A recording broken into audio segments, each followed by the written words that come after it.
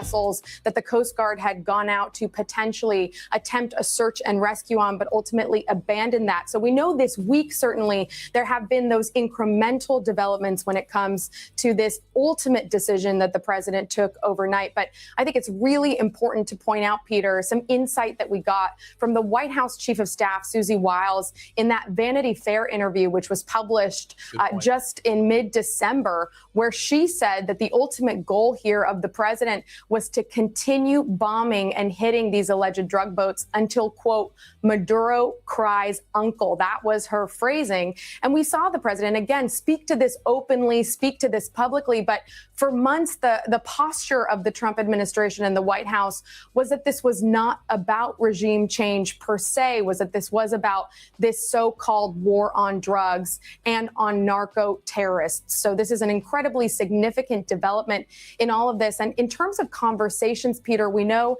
that President Trump says he spoke with Nicolas Maduro. He says about a week ago, and we know from earlier reporting and conversations that they had spoken sometime before that. So a really important detail there, the fact that it seems from Nicolas Maduro's own words just a few days ago, he had signaled a willingness and openness in some of his communications to engaging with the United States. But the president said earlier today on Fox News, essentially, that he argued that Maduro wanted to perhaps make a deal and that he ultimately told him, nope, we are not going to be able to do that kind of negotiating at the end. He said, essentially, this could have been a very foolish thing if it didn't work out. And ultimately, he said, the president of his conversations with Maduro, nope, we can't do it. What he did with drugs is bad. So I think, Peter, you have set the table perfectly in referencing, and some of our other colleagues have, the president's comments as candidate Donald Trump. It will be fascinating to see how they stack up against what he says today about these foreign involvements, further foreign entanglements in a moment where his own supporters, and some of them who have been most outspoken and certainly broken with him in recent weeks and months, have argued that the president should stick to his more America first policy instead of getting involved overseas in these continued conflicts. And we saw just over the course of the last couple of weeks examples of that, not just here in Venezuela and South America, but across the world, overseas in the Middle East and beyond. Peter. A variety of good points there, Monica. I would just punctuate it with another from the president earlier to Fox News today, saying that the U.S. would be, in his words, very involved in the future of Venezuela's oil industry. As we've been reporting here, obviously, the president had ramped up his pressure campaign in recent weeks, focusing on sanctioned oil tankers there, the first one of which was seized by U.S. forces, brought back to Texas, where the president said it was his presumption that the U.S. would in effect seize that oil as well. The president also made note of the fact that others, including China, will still have access. He said, we're going to allow people to have oil. I bring up the topic of China, as we'll be keeping eyes on as well, because notably a special envoy from China was in Caracas meeting with Nicolas Maduro. Donald Trump ahora conocerá a los venezolanos de verdad, a los que somos cuero seco, a los que si nos pisan por un lado, nos levantamos por el otro. Va a conocer a la clase obrera venezolana, porque no hay una fábrica en este país que pueda ser gobernada por un oligarca. Aquí no va a haber, como decía Delcy Rodríguez, una molécula de petróleo que vaya a ser regalada a los yanquis. Le voy a decir algo. La industria petrolera venezolana conoció una dirigencia que empeñó nuestro país, pero hoy PDVSA, que no es de las élites, sino del pueblo, le pertenece a la clase obrera y a los venezolanos. Así que, gringo pelucón, desde aquí, desde esta Caracas, te decimos, prepárate, porque los venezolanos tenemos 27 semanas de adiestramiento militar y 25 años de revolución para hacer tu Vietnam latinoamericano. Maduro lo dijo en la salutación a la Fuerza Armada Nacional Bolivariana. Hay una consigna que dice, de inmediato viene a tu cerebro cuando escucha, leales siempre, traidores nunca. Trump, escucha bien, este pueblo hoy dice, leales siempre, traidores nunca. Venceremos. Gracias, hermano, la juventud bolivariana. Compatriotas, tu nombre y tu mensaje para toda Venezuela. Muy buenos días, compatriotas. Mi nombre es José Briceño, soy miembro de la Sociedad Bolivariana. Child, good morning. Child, good morning. Lord help your people. I did not know this is what we was going to wake up to. What is today? January the 3rd. Lord help your people. What is going on? What is going on?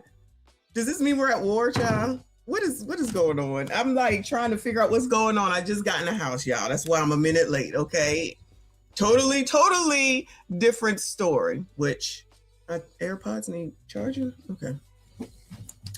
Totally different than what we're supposed to be looking at, okay? But I don't know what they're saying. Anybody know what they're saying? I'm sure. Allegedly, they're happy. So it seems like Trump went into Venezuela, which I know people have been talking about, and took the president and his wife. Are they considered the president? Took the president and his wife. They out of there. You know where they at? I don't know. And I don't know if anybody knows where they at. Because of DRUGS, if I'm not mistaken. Is this what we're supposed to be? Was this on the bingo card? Child, it's only January the 3rd. This is half damn crazy.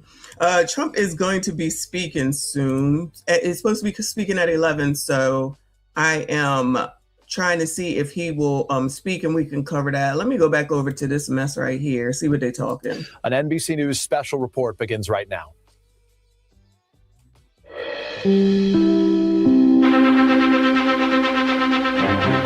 This is an NBC News special report. Here's Tom Llamas. And good morning. We are coming on the air right now with breaking news. President Trump is set to speak at any moment now about today's large-scale U.S. strike against Venezuela. It's been about 9 hours since multiple explosions rattled Venezuela's capital of Caracas. Since then, President Trump said the U.S. captured that country's leader, Nicolás Maduro, along with his wife, with both of them flown out of the country. And the Trump administration officials saying they will face criminal charges here in the U.S. It comes after months of pressure on Venezuela, including a huge military presence that's been building in the Caribbean. The interception of 2 Venezuelan oil tankers, you'll remember, and strikes, multiple of them, that have killed dozens of people on boats accused of drug running. The president also saying today that in the final days before this strike, Maduro wanted to negotiate, but he, President Trump, was done negotiating. At any moment at Mar-a-Lago, we're expecting the president to walk out and to take the podium. We will carry those remarks live. For now, as we wait, I want to go to our senior national security correspondent, Courtney Cubey, to walk us through the attack and the eventual capture. Child, he on vacation and he's sitting up here making a war happen or whatever. So they was running DRUGS. Is that what's going on? I've heard a little bit about Venezuela, but I'm not like up on it.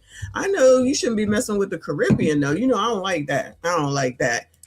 Of Nicolás Maduro. Courtney, this attack happened under the darkness of night. We understand this was supposed to take place a few days beforehand, but because of the weather, they decided to delay it day by day, and then they decided to strike early this morning. Walk our viewers through what happened.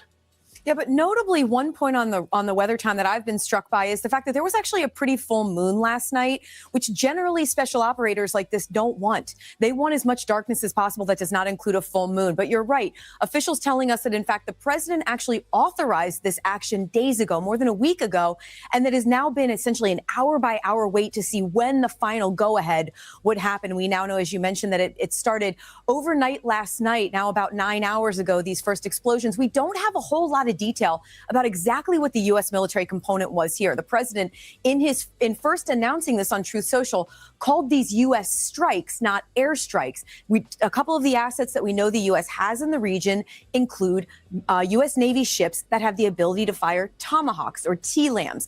Those are missiles that can fire and strike in a very precise location and give the military standoff capability. Essentially, that means that they can fire them from far enough back that those that are doing the firing, the ship itself, is not necessarily in danger should wherever they're trying to strike try to counter-strike against them. But the social media videos that we have been seeing do appear to... All right, child, let me go over here. I'm trying to figure out what's going on. This is like off the cuff, off the fly. This is not what I was supposed to be doing this morning, child, but we got to do what we got to do. We switching up. Okay, so let me go over to the, this is ABC.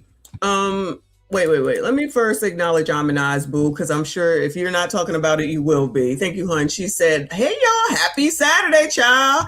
Happy January the 3rd, War Saturday, allegedly. This says latest on U.S. strike on Venezuela, reactions from Venezuelans. The United States launching an extraordinary nighttime attack on Venezuela.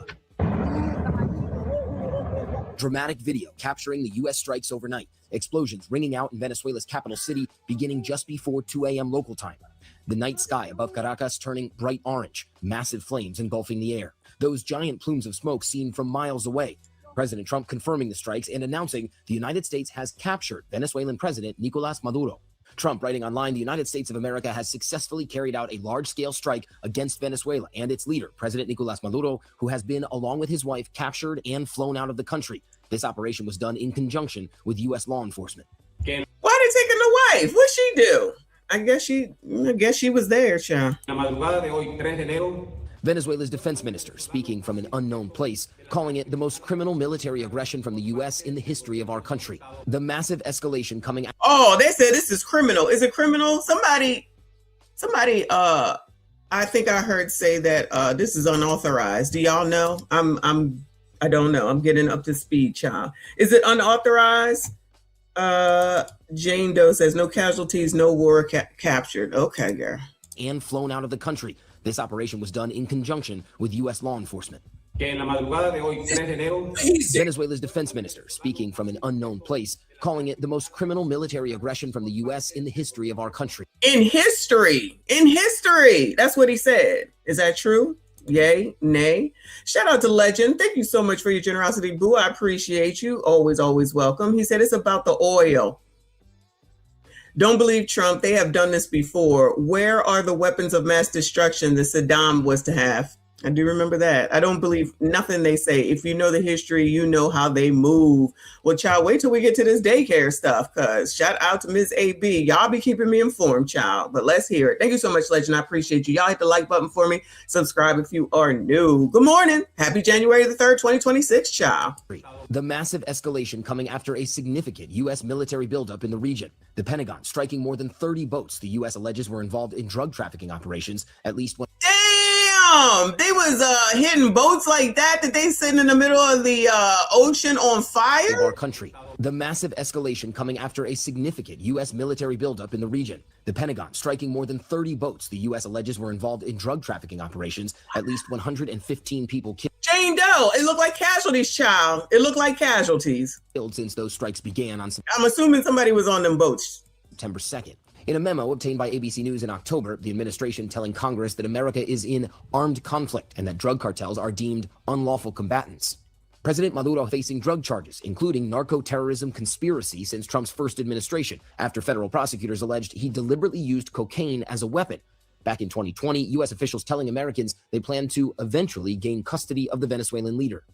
In recent days, more signs pointing to this latest attack. The USS Gerald R. Ford, the most advanced lethal aircraft carrier in the world, spotted on New Year's Day, seen in these satellite images, positioned closer to Venezuela's coast than it had ever been amidst the recent bout of tensions just some 200 miles away. And the FAA banning U.S. commercial flights in Venezuelan airspace for, quote, ongoing military activity ahead of the attack. Trump had warned that land strikes were imminent. We'll start that on land, too. It's going to be starting on land pretty soon. Saying in a recent interview with Politico that he wants to see Maduro gone. So how far would you go to take Maduro out of office? I mean, I don't know who Maduro is, but obviously he's not. I'm assuming, I don't know, that he ain't nice. Legend said all the drugs come from Mexico. So all the drugs come from Mexico? All of them? Are we putting that on Mexico?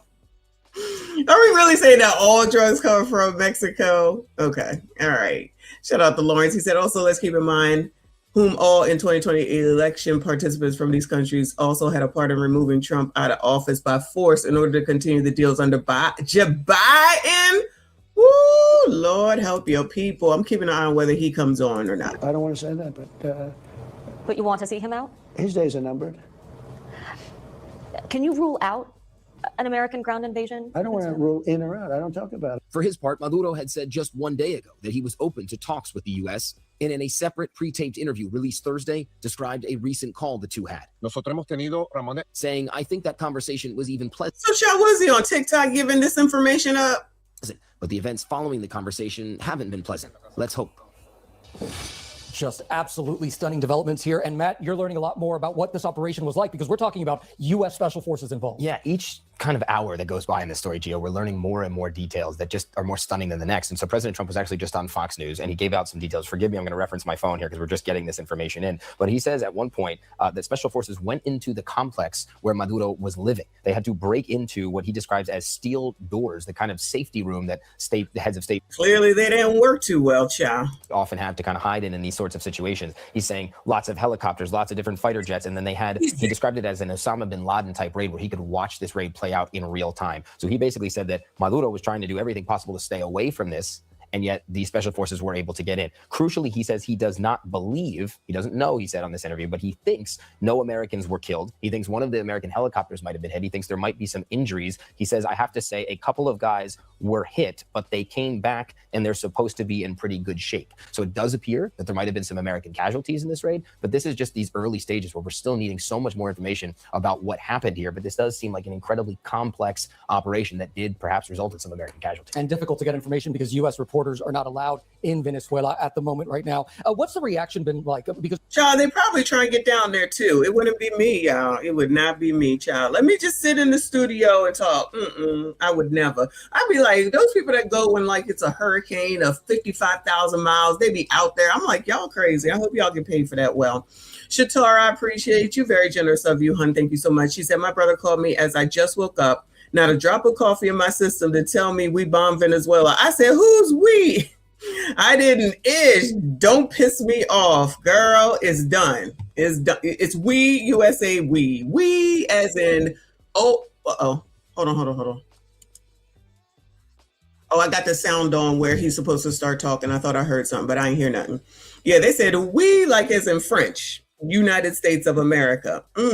Because you look at the streets and we've seen those images, lots of Venezuelans appear to be celebrating. So Venezuelans appear to be happy, child. It really depends on what side you're on here. There are going to certainly be people in the capital, many of whom are on the Maduro payroll or have been in one way or another, or just are true believers who will come out and be very pro-Maduro and want to come out and support the government. But I think it's fair to say that that is a minority in the country. Within Venezuela itself, you've got the vast majority of people who are not pro-regime. Absolutely not. They might be a bit nervous about what's going to happen next. So that's the people in Venezuela. And then outside of Venezuela, we actually have some sound that we can play here with people in the diaspora, people who have left. We know millions of Venezuelans have left in recent years, many because of political persecution. They will be among the happiest. Let's hear what some have to say. Somos libres, todos estamos felices de que cayó la dictadura y que tenemos un país libre. Me siento bastante venezolano el día de hoy, después de tantos años, después de muchas luchas, después de mucho trabajo. Hoy es el día, hoy llegó el día y el día de la libertad. El día que tanto los venezolanos como yo, como todas estas personas que están acá, como todas las personas alrededor del mundo estábamos esperando. But the question, Child, they happy as a pig and shit. Here, Gio, remains they can be happy and no question about it, but what happens next? Right. Is there anyone in line now? Well, so what you've heard so far is Delcy Rodriguez, the vice president, the number 2 in the country. She's come out and said she's not declaring herself interim president, at least not yet. She says Maduro is still the legitimate president there. But it does appear that the majority of his inner circle, senior officials, are still in place for the moment. So it does appear that they're still running the country. But President Trump was asked about that on Fox. He came out and said, well, we're looking at that. He appeared to say that he doesn't want this government to continue, but what he's willing to do to get those people out, to somehow change this to some sort of democratic transition, free and fair elections. We're very far away from figuring out all that, just hours away from what unquestionably was one of the most stunning U.S. military operations in recent history. So many questions. We'll let you get back to your sources here to get more information. Matt Rivers, thank you so much. Thanks, Matt Rivers. Nice suit you got on there. Let me go over here to, wait.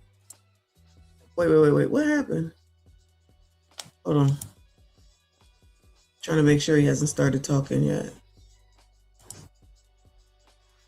All right, he has not. So let's go over here where it says CBS Miami, Venezuelans in Doral react to historic moment after Maduro's capture. So I'm assuming they meet in Miami. It is live in Doral. See, we can already hear the celebrations behind you.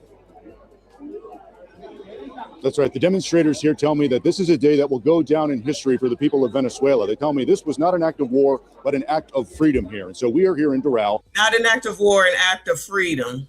At El Arapazo, this is a gas station, but people have pretty much occupied it, and they've been here since before the sun got up here. People have been hugging, singing, celebrating. They've been singing the U.S. national anthem, the Venezuelan national anthem here. And again, there is such a massive Venezuelan population here in Doral, so this really does hit home.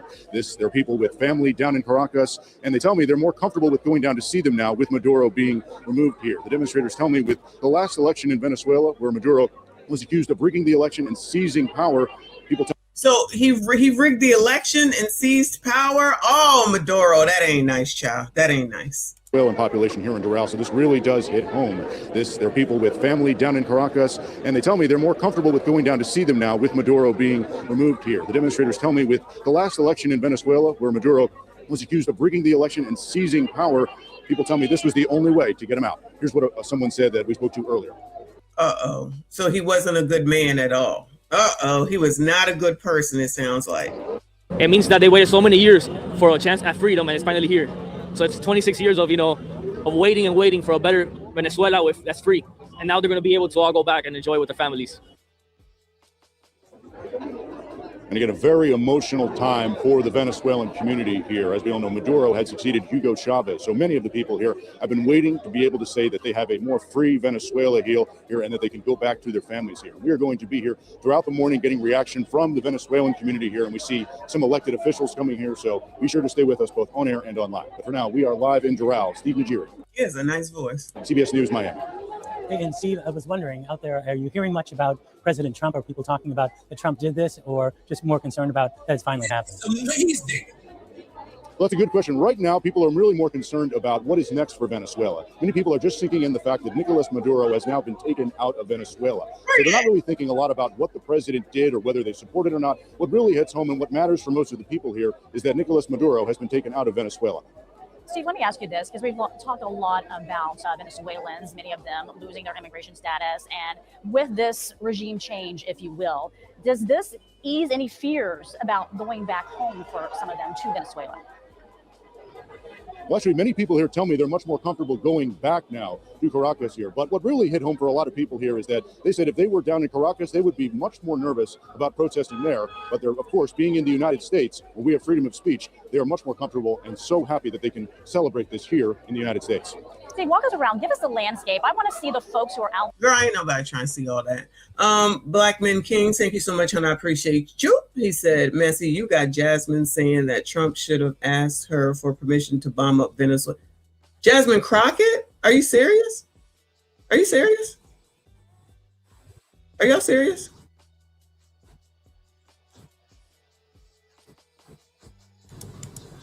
Jasmine won't rest till Trump out of office by force. Jasmine already making side money with these country. It's the bills she helped sponsor. What are you? Let me see if I can find something. Because, child, these people are. I agree. These people are happy. Not that it is about them, but I just wanted. Those people are here in the United States. All right. There's still nothing on the station I'm waiting for Trump to talk on. I think we already saw this one. Hold on. I thought I had another one. One second. Oh, no, this is different. Everybody just going to Doral. Child, is that where everybody goes in Florida? Coverage turning to the wild scene we've been witnessing all morning outside of El Arepaso and Doral. Yeah, so many people showing support for Venezuela. This after the capture of Nicolas Maduro. We do have Lois and Jolina Sparto live with more. Hey, Jolina. Hi, I think you guys can hear me now, and let me tell you something. There is a massive dance party going on behind me. I just want you to take a look at it. I almost got caught in the middle of it, but I wanted to show you guys instead, so I stepped outside. But look at this pool of Venezuelan flags. I mean, just look at everybody erupting and singing and dancing. There is so much emotion in this, mostly happy, but of course, with a mix of emotions, it's been scary. It's been scary, and a lot of these people, they're Venezuelan Americans. They have family back in Venezuela, and some of them have not slept, because they have had to make sure their family was all right once they heard the news. And I want to introduce you to someone, 16-year-old Emily Tovar. Emily, tell me a little bit about what it's been like. You have not slept, have you? Yes, bro. Oh my God. Like, you don't understand the feeling that I have right now, because I haven't been there in so long. I really miss being there. I miss my family. I want to see them. But what is happening right now, like, I'm so happy that it's happening, because they really needed to take down the president. They need to take out Padrino, that's Vladimir, and also Diosdado. They need to take him down. Those two are the ones who we need to take them down right now. How long have you been here? 8 years. I've been living here 8 years. And how long have you been here this morning? This morning? Celebrating. Oh my God, probably like 7 a.m., 6 a.m. in the morning until, I don't know. And has it been worth the night of no sleep after hearing all the news and being able to celebrate what you're able to? Yes, I was going to sleep, and then I saw the news, and I woke up my friends. Like, I was so scared because of my family that they're living there. and my parents were like super scared. They were calling my family and all that stuff. But thank God they're good. They're in a safe place right now, and hopefully everything goes well in the future. I wonder if that gas station is happy that they all in there blocking them from getting people that want to get gas. Yeah, thank God. And if I wasn't bothering you talking to me right now, would you be in that dance party? Probably. I'm going to let you get back to that dance party, all right? Because I just don't want to keep you too long. You've been waiting to tell us how everything has been. Thank you so much. And I just want to show you guys again what's going on. Is Duro about to look like men a damn soda? Black Men Kings, thank you, hun. Yes. Well, here's the funny part. Over here on, I'm looking on Instagram. This is amazing. Because you would expect that the blogs would have anything that Jasmine Crockett says up, right? They ain't talking about it at all. From what I can see so far, they ain't talking about this at all. Like what is going on at all. Shouldn't this be something that should be on their list of things to talk about? Yeah, I think they're at a gas station. Hopefully it's a Venezuelan gas station, though. Thank you, Boo, for another 20 stream sponsors, sir. Thank you so much. He said they're going to install a puppet government that will favor America down in Venezuela, of course. Why are they so concerned about other countries when the Klan is still HANGing people? I'm telling you, they have done this before. Look up Muammar Gaddafi. You know, I've heard somebody talking about that earlier as well. And somebody else that Trump just pardoned. And I was like, I think I might have the video still. It's like, well, wait a minute. You just went and got this guy for DRUG, but you let the other one out who was in there for the same thing. I got to see if I can find that video. I was watching it a little bit before I was able to get back on here. Thank you so much. Let me go ahead and update the banner and let this damn thing, excuse me, play. It's almost done though. Because so much is happening here at El Arapazo. Just look at everybody. They are so happy. I've never seen such a sea of Venezuelan flags, all different types of flags. I mean, it is a beautiful atmosphere out here right now. And we are going to be here. We're going to stay here. We're going to let you know how the party is going. I have seen dogs dressed up in their flag pride outfits. I've seen costumes celebrating liberty. So we're going to be here. But let me tell you something. If you're not here, you're definitely missing a good party. I'll send it back to you guys. Well, certainly a party that follows so much desperation, so much sadness, years and years of the Venezuelan cause, the epicenter of all of that right there outside of El Arapazo, an epic moment of joy for so many of these people, but still a lot of questions, a lot of concerns ahead, but in this moment right now. Ooh, okay. Yeah, I think it was Saddam, actually, now that you said that. But of course, you know, right-winged angel is going to talk about it. He said the people are very happy after U.S. military operation resulted in the capture of their dictator, President Nicolas Maduro. But of course, you know his slant, you know he's conservative, but the other ones ain't talking about it. Venezuelan people celebrate in the streets after U.S. military captures dictator Nicolas Maduro. Oh, my bad, y'all. Esperando que esto suceda. ¿Cuántos años tienes viviendo aquí en Estados Unidos? Tenía 11 años. ¿Tus padres en dónde están? Disculpa. ¿Tus padres están aquí contigo? Sí, mis padres están acá. Ellos vinieron. Mi papá fue alcalde de la oposición y fue perseguido político. Y bueno, él vino para acá para simplemente huir y que nosotros tengamos una buena educación. Y es muy loco que de un día para otro yo... You think, do Africans think, okay, whatever. So if you guys have not... Austin is on. He said the United States wants more oil. The United States is willing to start wars behind resources. Yes, we right. Have so for sure. One of the first, and not the only, maybe it's not the first, it's one of the earliest examples of this is when the United States invaded, I believe it was Guatemala, behind bananas, because they were losing their they had a new president there that was pushing back against foreign companies like the United Fruit Company exploiting the locals.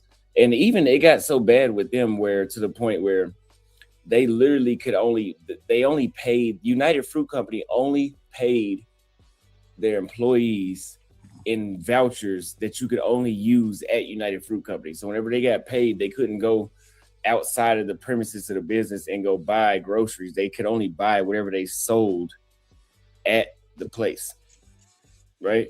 So they invaded and took over. since he's hanging out in foreign lands, he should know, right? And they did their own genocides against the Native Americans that lived in Guatemala at the time. I believe it was Guatemala. Then we have the 50th state, which is... All right, moving on. Before I let this play, let me thank Sink Fan Hun. I appreciate you.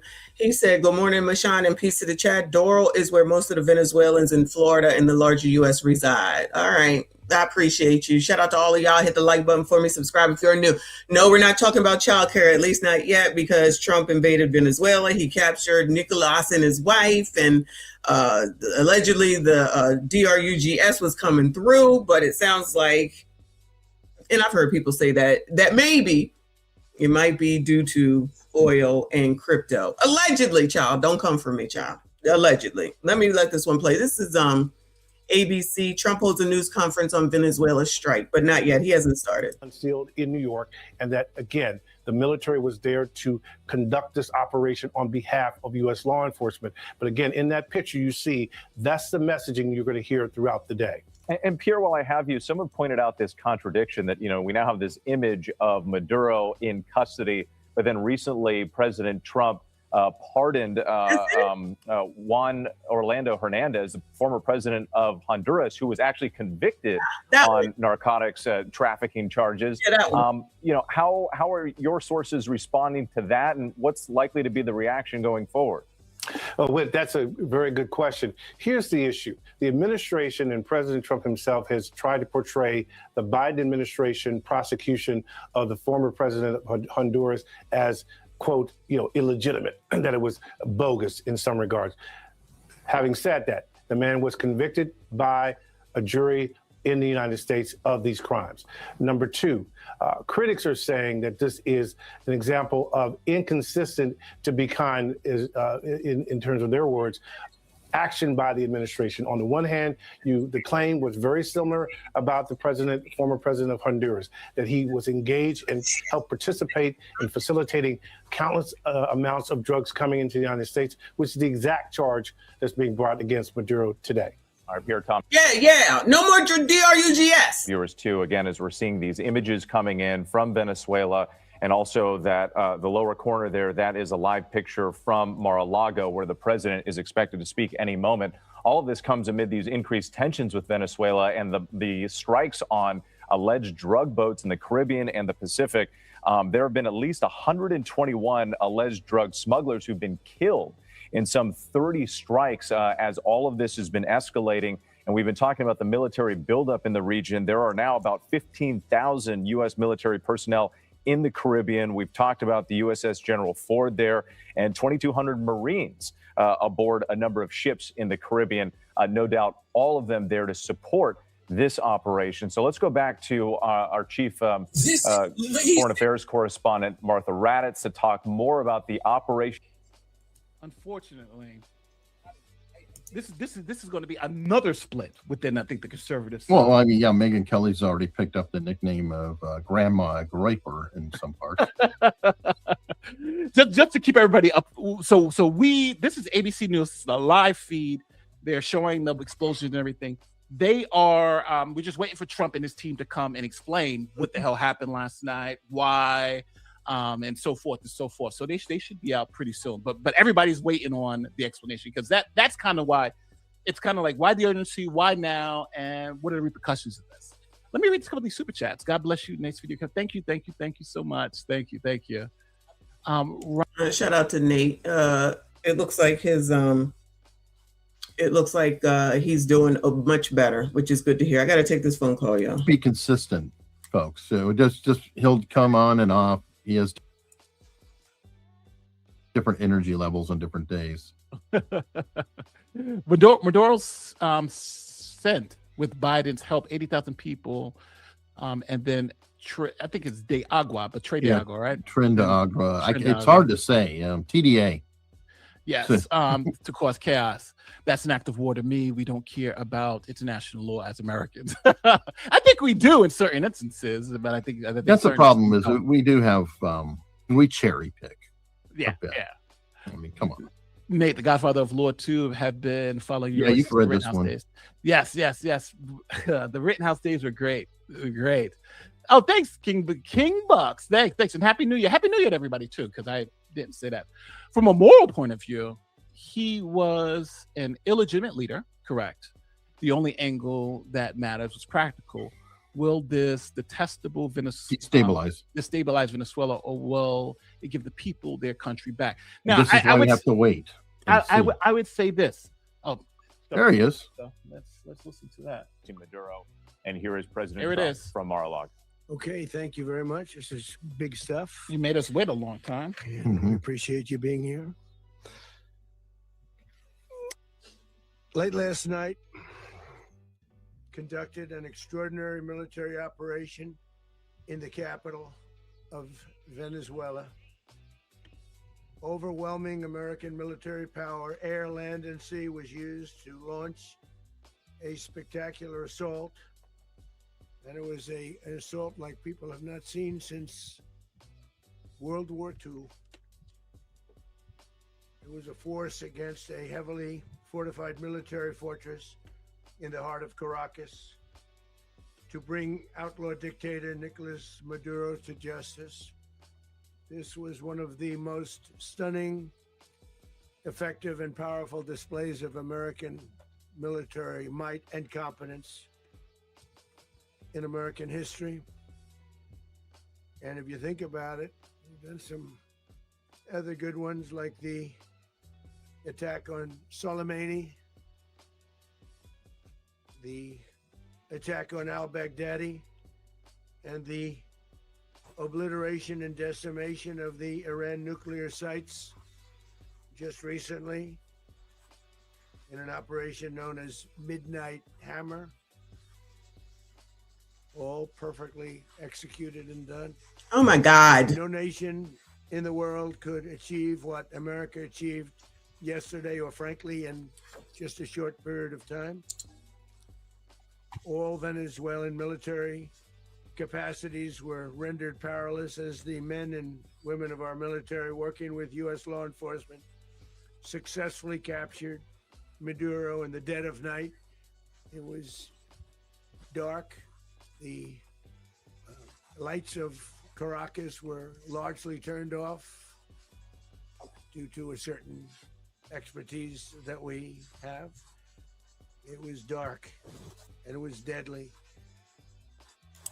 But captured along so with his remedial. wife, Celia Flores, both of whom now face American justice. Maduro and Flores have been indicted in the Southern District of New York, Jay Clayton, for their campaign of deadly narco-terrorism against the United States and its citizens. I want to thank the men and women of our military who achieved such an extraordinary success overnight with breathtaking speed, power, precision, and competence. You rarely see anything like it. You've seen some raids in this country that didn't go so well. They were an embarrassment. If you look back to Afghanistan, or if you look back to the Jimmy Carter days. Oh my God, days, this we're man. a respected country again, like maybe like never before. These highly trained warriors operating in collaboration with U.S. law enforcement caught them in a very ready position. They were waiting for us. They knew we had many ships out in the sea, just sort of waiting. They knew we were coming. So they were in a ready, what's called a ready position. But they were completely overwhelmed and very quickly incapacitated. If you would have seen what I saw last night, you would have been very impressed. I'm not sure that you'll ever get to see it, but it was an incredible thing to see. Not a single American service member was killed, and not a single piece of American equipment was lost. We had many helicopters, many planes, many people involved in that fight. But think of that, not one piece of military equipment was lost, not one. Oh my God! Member was more importantly killed. The United States military is the strongest and most fearsome military on the planet by far. With capabilities and skills our enemies can scarcely begin to imagine. We have the best equipment anywhere in the world. There's no equipment like what we have. And you Oh see my that. God! Are you just look at serious? the boats, you know, we've knocked out 97% of the drugs coming in by sea. 90%. Each boat kills 25, on average, 25,000 people. We knocked out 97%. And those drugs mostly come from a place called Venezuela. We're going to run the country until such time. Oh, we are? As we can do a safe, proper, and judicious transition. So we don't want to be involved with having somebody else get in and We get to have run it, yeah. the same situation that we had for the last long period of years. So we are going to run the country until such time as we can do a stay, until such time as the proper transition can take place. So we're going to stay until such time as we're going to run it essentially until such time as a proper transition can take place. To who? As everyone knows, the oil business in Venezuela has been a bust, a total bust for a long period of time. They were pumping almost nothing by comparison to what they could have been pumping and what could have taken place. We're going to have our very large United States oil companies, the biggest anywhere in the world, go in, spend billions of dollars, fix the badly broken infrastructure, the oil infrastructure, and start making money for the country.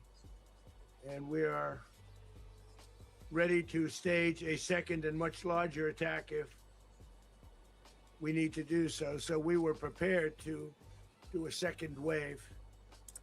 This is amazing.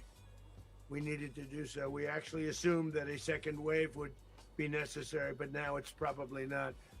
The first wave, if you'd like to call it that, first attack was so successful, we probably don't have to do a second, but we're prepared to do a second wave, a much bigger wave. Much bigger. This was pinpoint, but we have a much bigger wave that probably won't have to do. This partnership of Venezuela with the United States of America, a country that everybody wants to be involved with because of what we were able to do and accomplish, will make the people of Venezuela rich, independent, and safe. And it will also make the many, many people from Venezuela that are living in the United States extremely happy. They suffered. They suffered. So much was taken from them. Yeah. They're not going to suffer anymore. No. Yeah. The illegitimate dictator Maduro was the kingpin of a vast criminal network responsible for trafficking colossal amounts of deadly Is that true? and illicit drugs into the United States. As alleged in the indictment, he personally oversaw the vicious cartel known as Cartel de la Soles. This is amazing. Which flooded our nation. Cartel de la with lethal Soles. Poison, They black? responsible for the deaths of countless Americans, many, many Americans, hundreds, thousands over the years of Americans died because of him. Yeah. Maduro and his wife will soon face the full might of American justice and stand trial on American soil. Right now, they're on a ship. They'll be heading to ultimately New York, and then a decision will be made soon between New York and Miami or Florida. But we have people where the overwhelming evidence of their crimes will be presented in a court of law. And I've seen it. I've seen what we have. It's both horrible and breathtaking that something like this could have been allowed to take place. For many years after his term as president of Venezuela expired, Maduro remained in power and waged a ceaseless campaign of violence, terror, and subversion against the United States of America, threatening not only our people, but the stability of the entire region.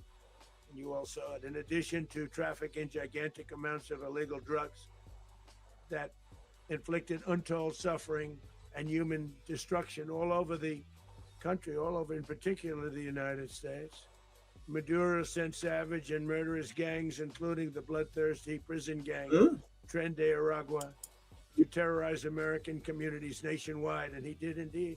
They were in Colorado. They took over apartment complexes. They cut the fingers off people if they call police. They were brutal.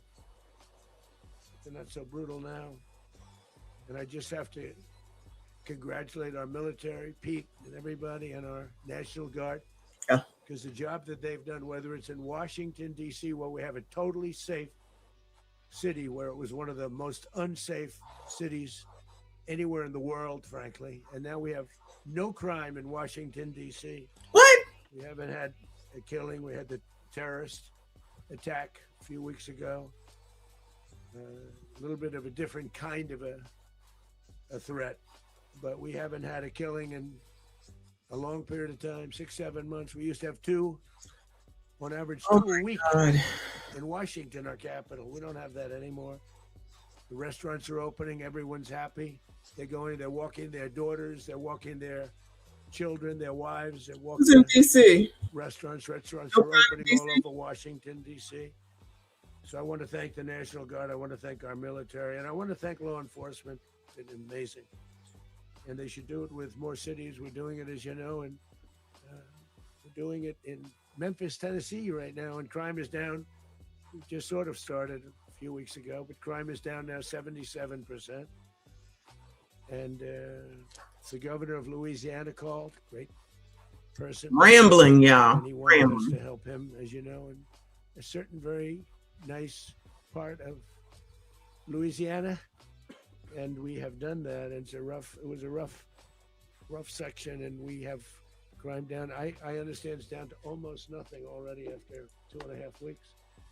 New Orleans, it's down to almost nothing. Nice air. We've only been there for 2.5 weeks.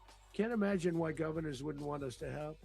We also helped, as you know, in Chicago, and crime went down a little bit there. We did a very small help because we had no working ability with the governor. The governor was a disaster, and the mayor was a disaster. But it knocked down crime. But we're pulling out of there when they need us. We'll know. You'll know. You'll be writing about it. And likewise, Los Angeles, where we saved Los Angeles early on, where the head of the police department made a statement that if the federal government didn't come in, we would have lost Los Angeles. That's long after the fires. That's when they had the riots in Los Angeles. We did a great job. Got no credit for it whatsoever, but that's okay. It doesn't matter. We don't need the credit. But we'll be pulling out when they need us. They'll call, or we'll go back if we have to. Awesome. We'll go back. But we did a great job in various cities. But the place that we're very proud of is Washington, D.C. Oh, my God. From being a crime-ridden mess to being one of the safest cities in the country. But the gangs that they sent raped, tortured, and murdered American women and children. They were in all of the cities I mentioned, Tren de Aragua. And they were sent by Maduro to terrorize our people. And now Maduro will never again be able to threaten an American citizen or anybody from Venezuela. There will no longer be threats. For years, I've highlighted the stories of those innocent Americans whose lives were so heartlessly robbed by this Venezuelan terrorist organization. Really one of the worst. One of the worst. They say the worst. Americans like 12-year-old Jocelyn Nungari from Houston. Beautiful Jocelyn Nungari. What happened to her? They, as you know, they kidnapped, assaulted, and murdered by Tren de Aragua animals. They murdered Jocelyn and left her dead under the bridge. There was a bridge that will never be the same to so many people after seeing what happened. As I've said many times, the Maduro regime emptied out their prisons, sent their worst and most violent monsters into the United States to steal American lives. And they came from mental institutions and insane asylums. They came from prisons and jails. The reason I say both, they sound similar. Actually, prisons a little bit more hostile, a little bit tougher. A mental institution isn't as tough as an insane asylum, but we got them both. They sent from their mental institutions. They sent from their jails, prisons. They were drug dealers. They were drug kingpins. They sent everybody bad into the United States, but no longer. And we have now a border where nobody gets through. In addition, Venezuela Venezuela? unilaterally seized and stole American oil, American assets, and American platforms, costing us billions and billions of dollars. We did this a while ago, but we never had a president that did anything about it. They took all of our property. It was our property. We built it. And we never had a president that decided to do anything about it. Instead, they fought wars that were 10,000 miles away. We built Venezuela oil industry with American talent, drive, and skill. And the socialist regime stole it from us during those previous administrations, and they stole it through force. This constituted one of the largest thefts of American property in the history of our country. Considered the largest theft of property in the history of our country. Massive oil infrastructure was taken like we were babies, and we didn't do anything about it. I would have done something about it. America will never allow foreign powers to rob our people or drive us back into and out of our own hemisphere. That's what they did. Furthermore, under the now deposed dictator Maduro, Venezuela was increasingly enlisting foreign adversaries in Lord our help region me. and acquiring menacing offensive weapons that could threaten U.S. interests and lives. And they used those weapons last night. Potentially in league with the cartels operating along our border. All of these actions were in gross violation of the core principles of American foreign policy, dating back more than 2 centuries. And not anymore. All the way back, it dated to the Monroe Doctrines. And the Monroe Doctrine is a big deal, that we've superseded it by a lot, by a real lot. Oh my God. I call it the Monroe Document. I don't know. It's Monroe Doctrine. We sort of forgot about it. It was very important, but we forgot about it. We don't forget about it anymore. Under our new national security strategy, American dominance in the Western Hemisphere will never be questioned again. Won't happen. So just in concluding, for decades, other administrations have neglected or even contributed to these growing security threats in the Western Hemisphere. Under the Trump administration, we are reasserting American power in a very powerful way in our home region. And our home region is very different than it was just a short while ago. The future will be, and we did this in my first term. We had great dominance in my first term, and I'm about to turn on the violins. Far greater dominance right now. Everyone's coming back to us. The future will be determined by the ability to protect commerce and territory and resources that are core to national security. These are core to our national security. Just like tariffs are, they've made our country rich, and they've made our national security stronger than ever before. But these are the iron laws that have always determined global power. And we're going to keep it that way. We will secure our borders. We will stop the terrorists. We will crash the cartels, and we will defend our citizens against all threats, foreign and domestic.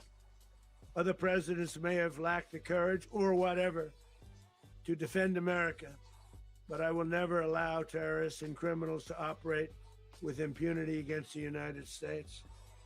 This extremely successful operation should serve as warning to anyone who would threaten American sovereignty or endanger American lives.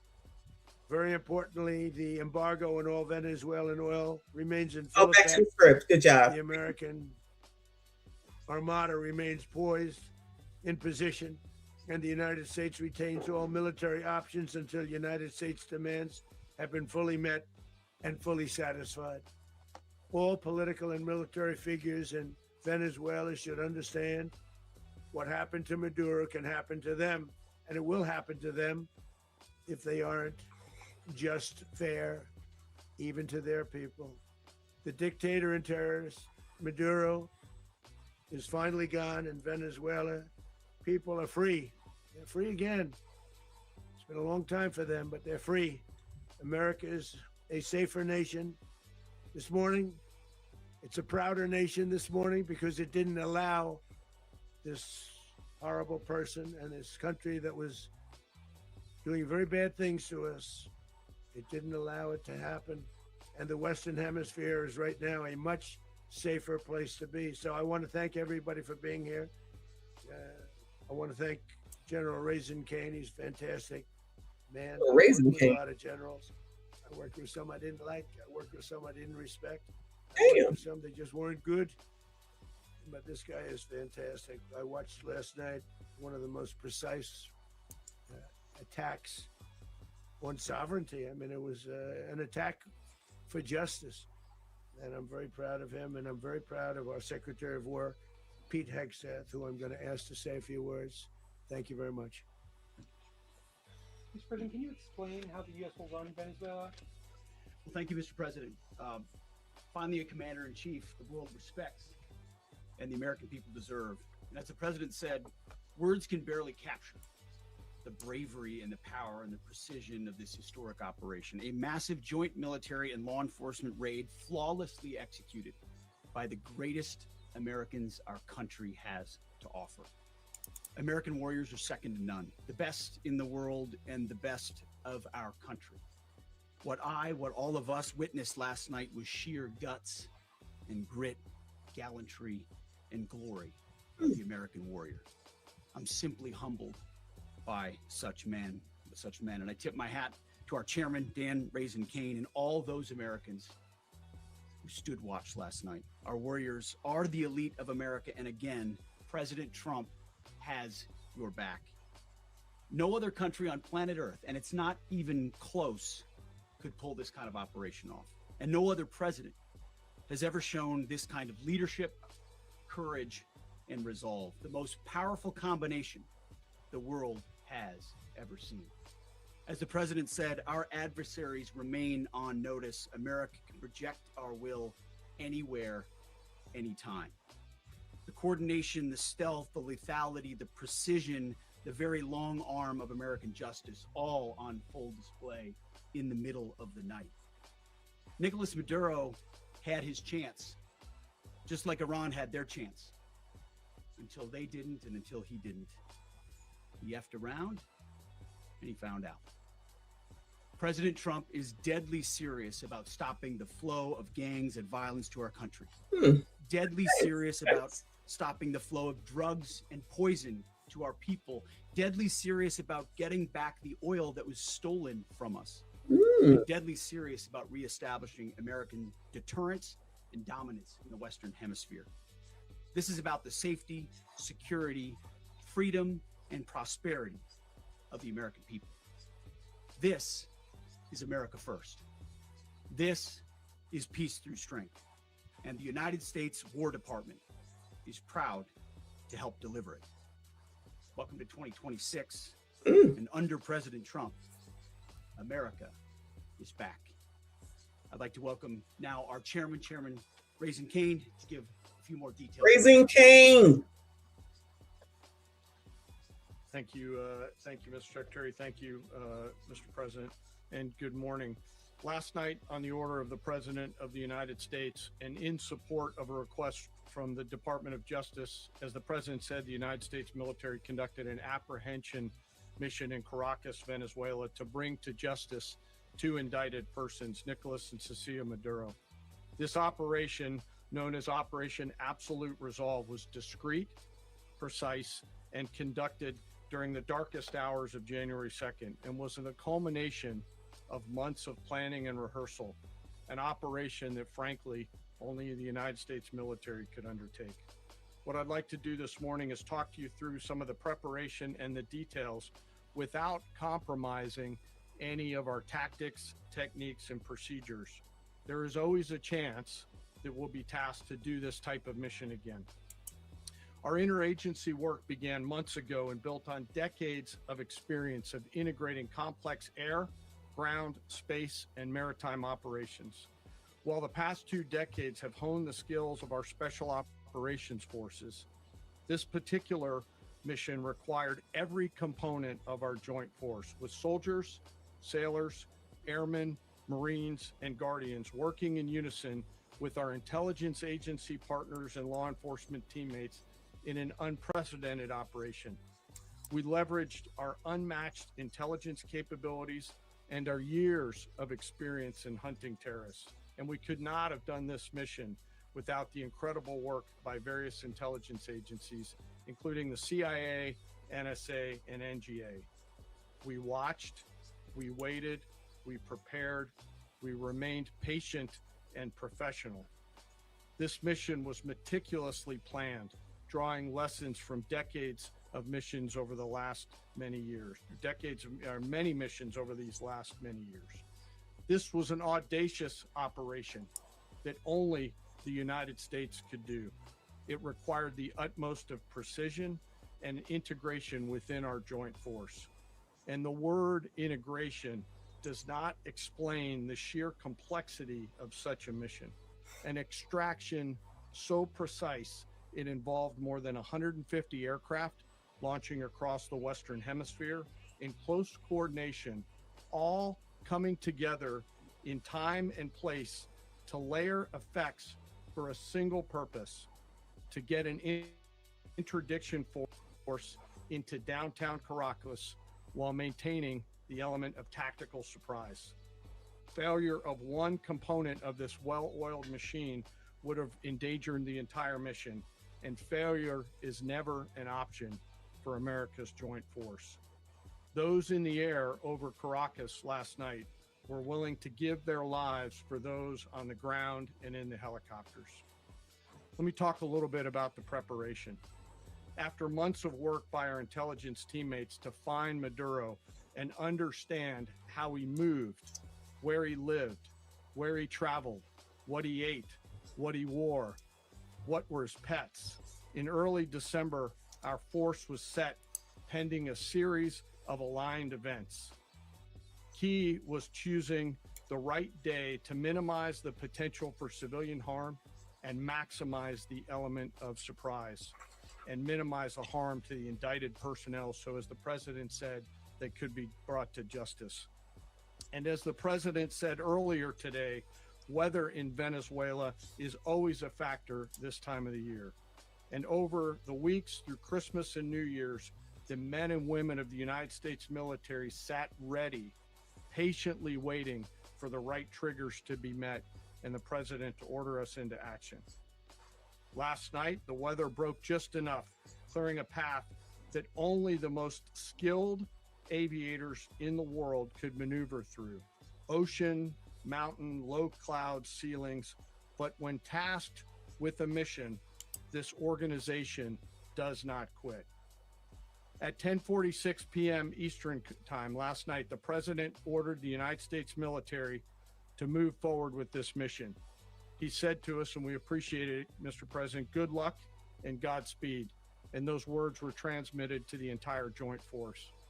Over the course of the night, aircraft began launching from 20 different bases on land and sea across the Western Hemisphere.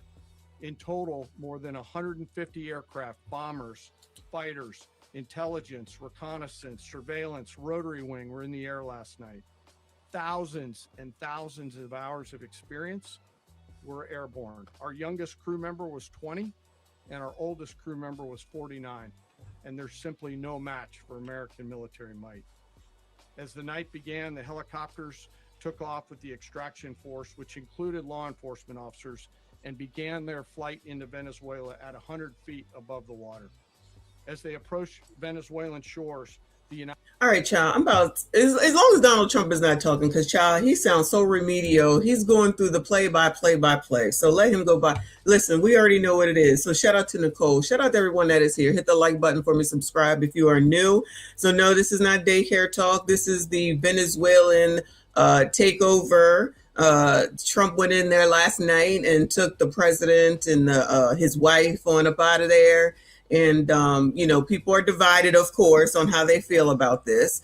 Allegedly, this was illegal. Allegedly, this is about oil, which, of course, when people do stuff like this, they do want something. I don't disagree that, Trump is not a person that's benevolent, y'all. I don't care what y'all say.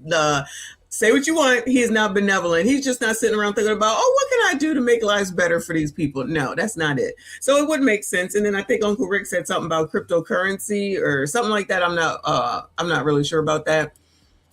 So of course he's going to get something out of it. But the fact that he just sat there and said, we're going to run the country when there's a whole ass woman that's waiting to be, she's available to take it on over. Like, I guess she's the equivalent of vice president or something. So why can't she do it? Ain't that what she there? Isn't that what she's there for? We don't care. Kay said, so we don't care what the people in the country are saying? Hell no. Why would we care what they got to say? I don't give a damn what they got to say. How come they wasn't taking care of it? How come they wasn't taking care of it? So you think that Donald Trump did this out of the kindness of his heart? Seriously? He was just sitting there one night saying, you know what? I think I'm going to go do something just to do something. Okay. Yeah, I don't think that's what that is. Let me now acknowledge your super chats. I appreciate y'all being here and helping me out and supporting the channel. Shatara said, thank you, boo. Well, I'm ready to go on my cruise now. The 16th couldn't come faster. We are 3 days into the year, and truth is, we is tired. Well, here's the thing. Since you mentioned that, let me go on over here because this just came out. That was an alert to me that says Delta cancels Caribbean flights, closely monitoring ongoing situation in the region. So, depending on where you go, child, you better make sure that it's still going. It says Delta began canceling flights early Saturday morning in compliance with FAA airspace closures in the Caribbean. As cancellations are processed, customers will receive notifications via the Flight Delta app and contact information listed in their reservation. So, child, be on the lookout because you just never know. You just never know. Child, this is interesting, if not anything else. Thank you so much, boo. Shout out to Jay. Appreciate you, boo. He said another belt to the ass moment by T Money, respectfully. This is amazing. Good morning. You so crazy. Shout out to Legend with another 2. He said, told you, a puppet government. Yeah, like they need you. We're gonna take it over. Who? We? Who? Us? Do we got some saying in any of this? I'm thinking we don't. Now the United States is gonna run Venezuela. Okay, whatever y'all say. Shout out to Beach Drizzle. I appreciate you, boo. He said, we know he's an old man that likes to talk. He likes to ramble. You got the whole ass check sheet. She talking about Chicago and DC and everything is safe. No, I don't think. Is he the equivalent of Joe Biden right now? When Joe Biden was coming to the end, just saying shit, crime is down. So now Trump that's where he's at. Shout out to Legend with another 2. He said, you can't make this ish up. It's all about the oil. I believe you. I absolutely believe you. He did not do this out of the kindness of his heart, child. Mike Love up in here. Thank you so much, and I appreciate you. He said, translation, we got rid of the plug. Now this is our block. Holla if you want some of that Vene crude. Yeah, it's like in The Wire, they took out the people that was on the corner and now they're going to take it over. Allegedly. Shout out to Carbide 6. I appreciate you, Hun, for becoming a member. Shout out to all the channel members. I see you. I appreciate you. Shout out to everyone that is here. Thank you so much for your support. And shout out to everybody over here on Instagram because I'm trying to figure out how to do Instagram. I see y'all. I can't necessarily keep up with all the comments, but thank you so much for hanging in there. Appreciate you. Shout out to Wayne Lundy in the building. I appreciate you, boo. He said, this is the part I like. I'm really a soldier, and this move made me proud. We're winning. I want all my money back. Well, I was going to ask the, the veterans, was this a good thing or not? Anybody that's military now, current, veteran, all that stuff, was this a good move or no? Shout out to y'all. We appreciate you. Shout out to Chris in the building. Thank you so much, hon. He said, let's not forget Maduro wanted to take half of Guyana for the oil there, which is a Black Caribbean nation, but Trump is a racist. Shout out to Guyana. I know a couple of people from Guyana. I did not know that. Sometimes we need all the information. Oh, Lord. Let's hear if Mark got anything to say. Other than the following points. Speak up. Maduro was indicted in 2020 in the United States. He is not the legitimate president of Venezuela. That's not just us saying it. The first Trump administration, the Biden administration, the second Trump administration, none of those 3 recognized him. He's not recognized by the European Union and multiple countries around the world. He is a fugitive of American justice with a $50 million reward, which I guess we saved $50 million. And make sure. Yeah, exactly. But don't let anybody claim it. Nobody deserves it but us. But I want to be clear about one thing. Nicolas Maduro had multiple opportunities to avoid this. He was provided multiple very, very, very generous offers. and chose instead to act like a wild man, chose instead to play around. And the result is what we saw tonight. The other message here is the following. You have a guy, like many people around the world, they like to play games. You have a guy who decides he's going to invite Iran into his country, is going to, do the confiscation of American oil companies, is going to flood our country with gang members, is going to take Americans prisoner and try to hold them for hostage and trade them like he was able to do with the Biden administration. Basically likes to play games all this time and thinks nothing's going to happen. And I hope what people now understand is we have a president. The 47th president of the United States is not a game player. When he tells you that he's going to do something, when tells you he's going to address a problem, he means it. He actions it. I can tell you, I've watched this process now for 14, 15 years, been around it. Everybody talks, I'm going to do this, I'm going to do that. When I get there, we're going to do this, we're going to take. This is a president of action.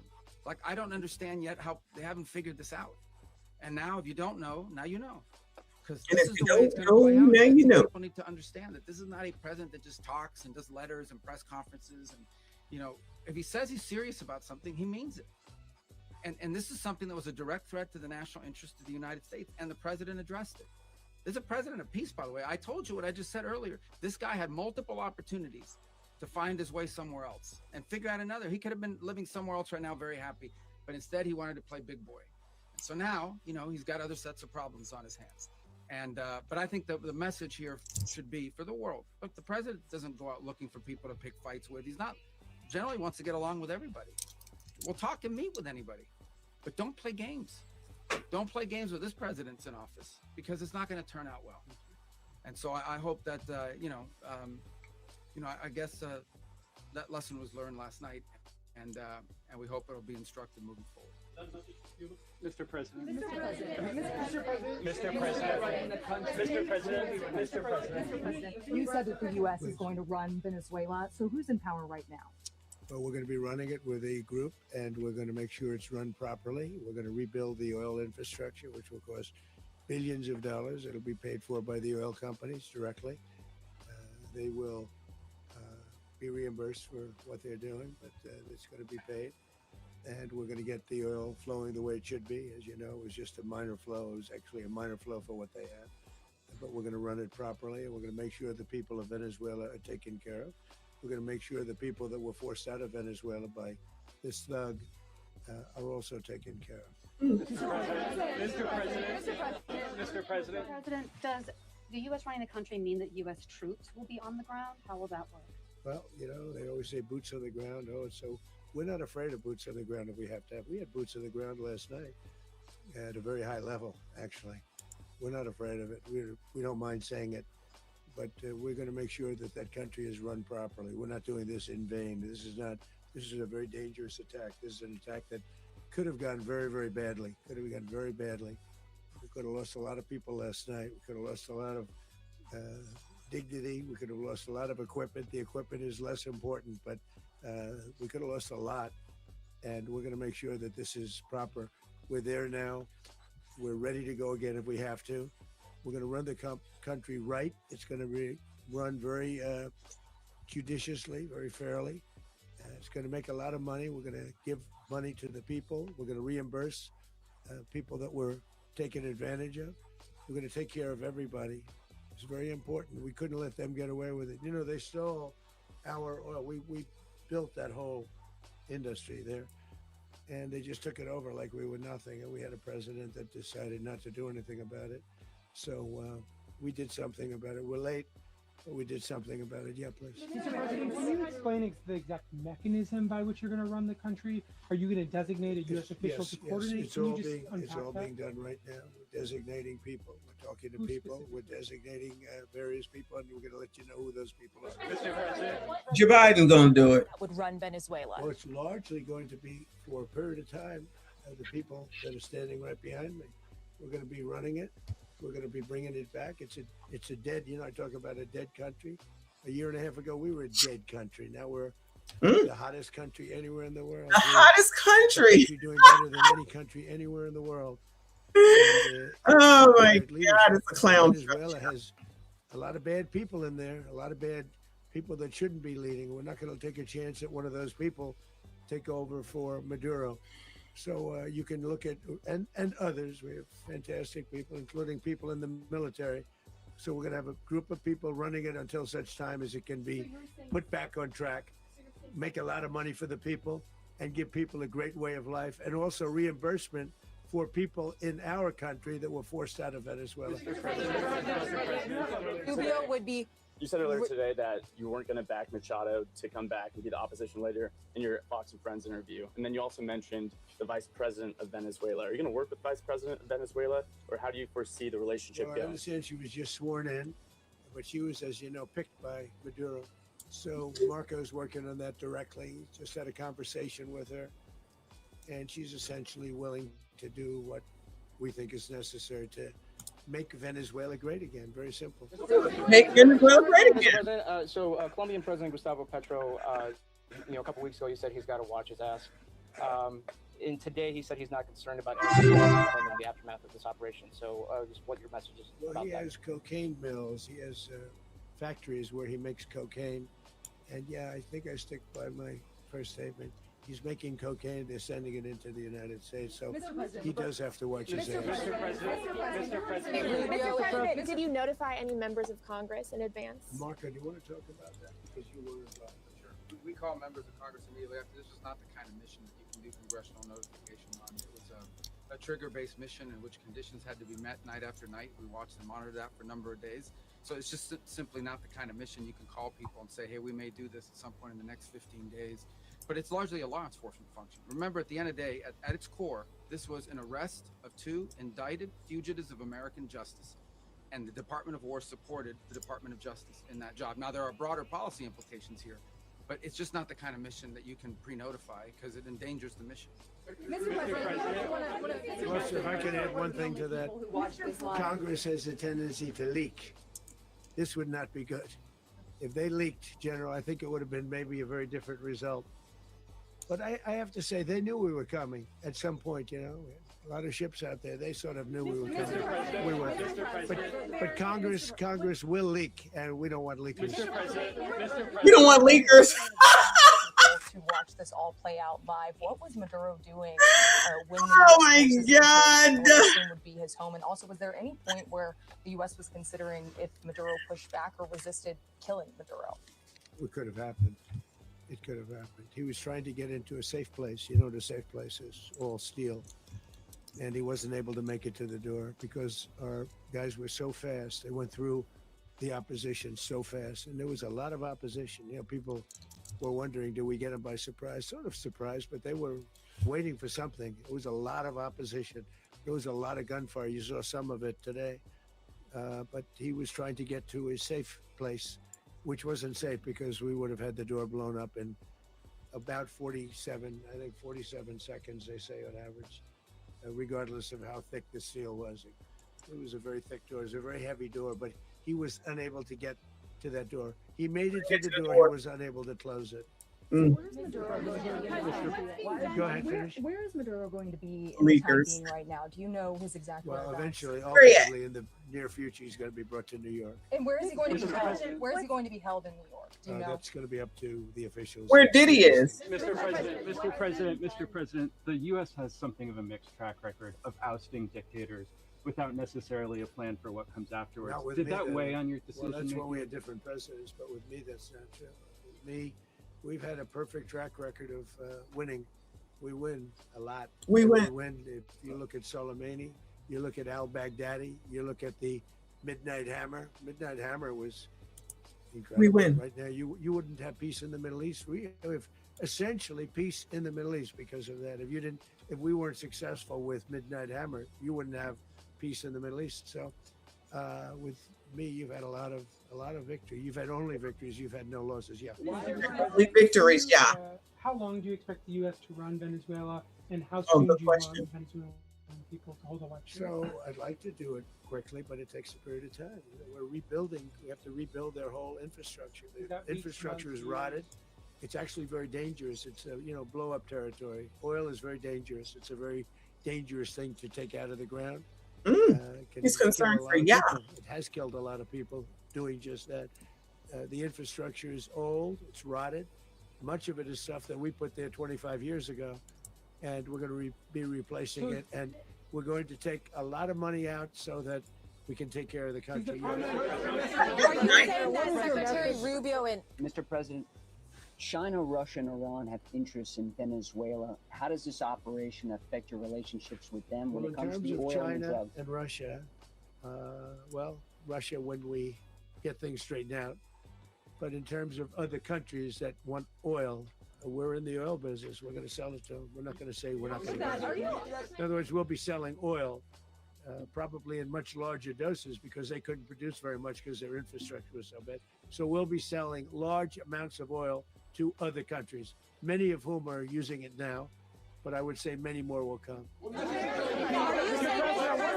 Are you saying that, Mr. President, are you saying that? Oh, Mr. President, thank you. What is your message said to not the you. people of Venezuela today? Of course, the civilian population specifically, they have a lot of questions. What is your message to the people of That Venezuela? you're going to have peace, justice. You're going to have some of the riches that you should have had for a long period of time. It was stolen from you. But you're going to have peace and you're going to have safety, you're going to have justice. You're going to have a country. You're going to have a real country. You're going to have potentially a great country. You know, if you go back 20 years, maybe even a little longer ago, that was a great country and they destroyed it. Remember I said that if we lose this election, the United States will be Venezuela on steroids. That's what would have happened. Had we lost the election, 2024 election, we suffered so badly. When you look at the border from 2020, what they did, what Joe Biden administration did to our country should never be forgotten. But if we had to go through another year of that, we would be exactly where Venezuela was in terms of, I used to say, if they win, we're going to be Venezuela on steroids. And that's what would have happened. President, thank you. Are you saying that Secretary Hegseth and Rubio are going to be running Venezuela, and will you be sending in U.S. military They're going troops to be to a team provide? that's working with the people of Venezuela to make sure that we have Venezuela right. Because for us to just leave, who's going to take over? I mean, there is nobody to take over. You have a vice president who's been appointed by Maduro. And right now she's the vice president and she's, I guess, the president. She was sworn in as president just a little while ago.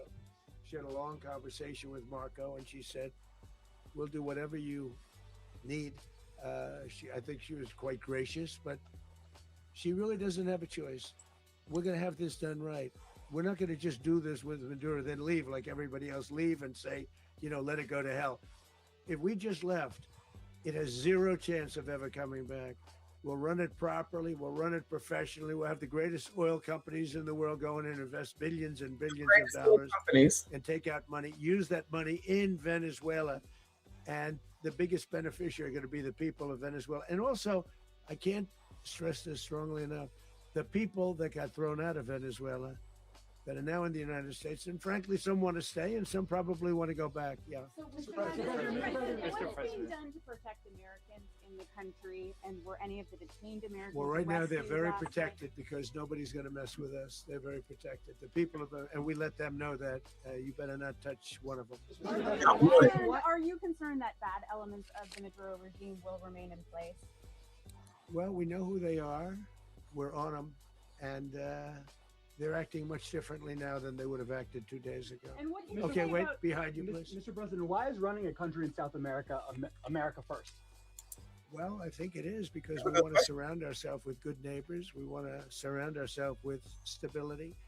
We want to surround ourselves with energy. We have tremendous energy in that country. It's very important that we protect it. We need that for ourselves. We need that for the world. And we want to make sure we can protect it. Yes, sir. Please. Go ahead. Yeah, is there a message here for Cuba and Diaz-Canel? Well, Cuba's an interesting case. Cuba is, not doing very well right now. That system has not been a very good one for Cuba. The people there have suffered for many, many years. And I think Cuba is going to be something we'll end up talking about because Cuba is a failing nation right now, very badly failing nation. Oh, damn, what's wrong with we Cuba? want to help the people. It's very similar in the sense that we want to help the people in Cuba, but we want to also help the people that were forced out of Cuba and living in this country. Do you want to say something about that, Marco, please? Well, I mean, I just gave you a statement a few minutes ago about. Marco said, leave me out of this mess. I got to acknowledge Lawrence. Thank you so much, honey. Thank you so much. I appreciate you as always. So generous. He said, Auntie, as a former Army service member of 17 years, respectfully, this was strategic military operations about the oil and DRUG corruption. Yes, there is heavy questioning in the chat and through social and mainstream. Trump is cleaning the corporation. Well, it looks like most of the military people that were here said that this was a good move. So I go with that. Y'all the ones that would have to go do it. So I go with y'all. So y'all said that the woman can't take over because she was appointed by this dude who I just pulled up his bio, which we'll take a look at as soon as they are done. Marco Rubio said, I'm trying to go home and go to sleep, child, because I'm over all this rambling.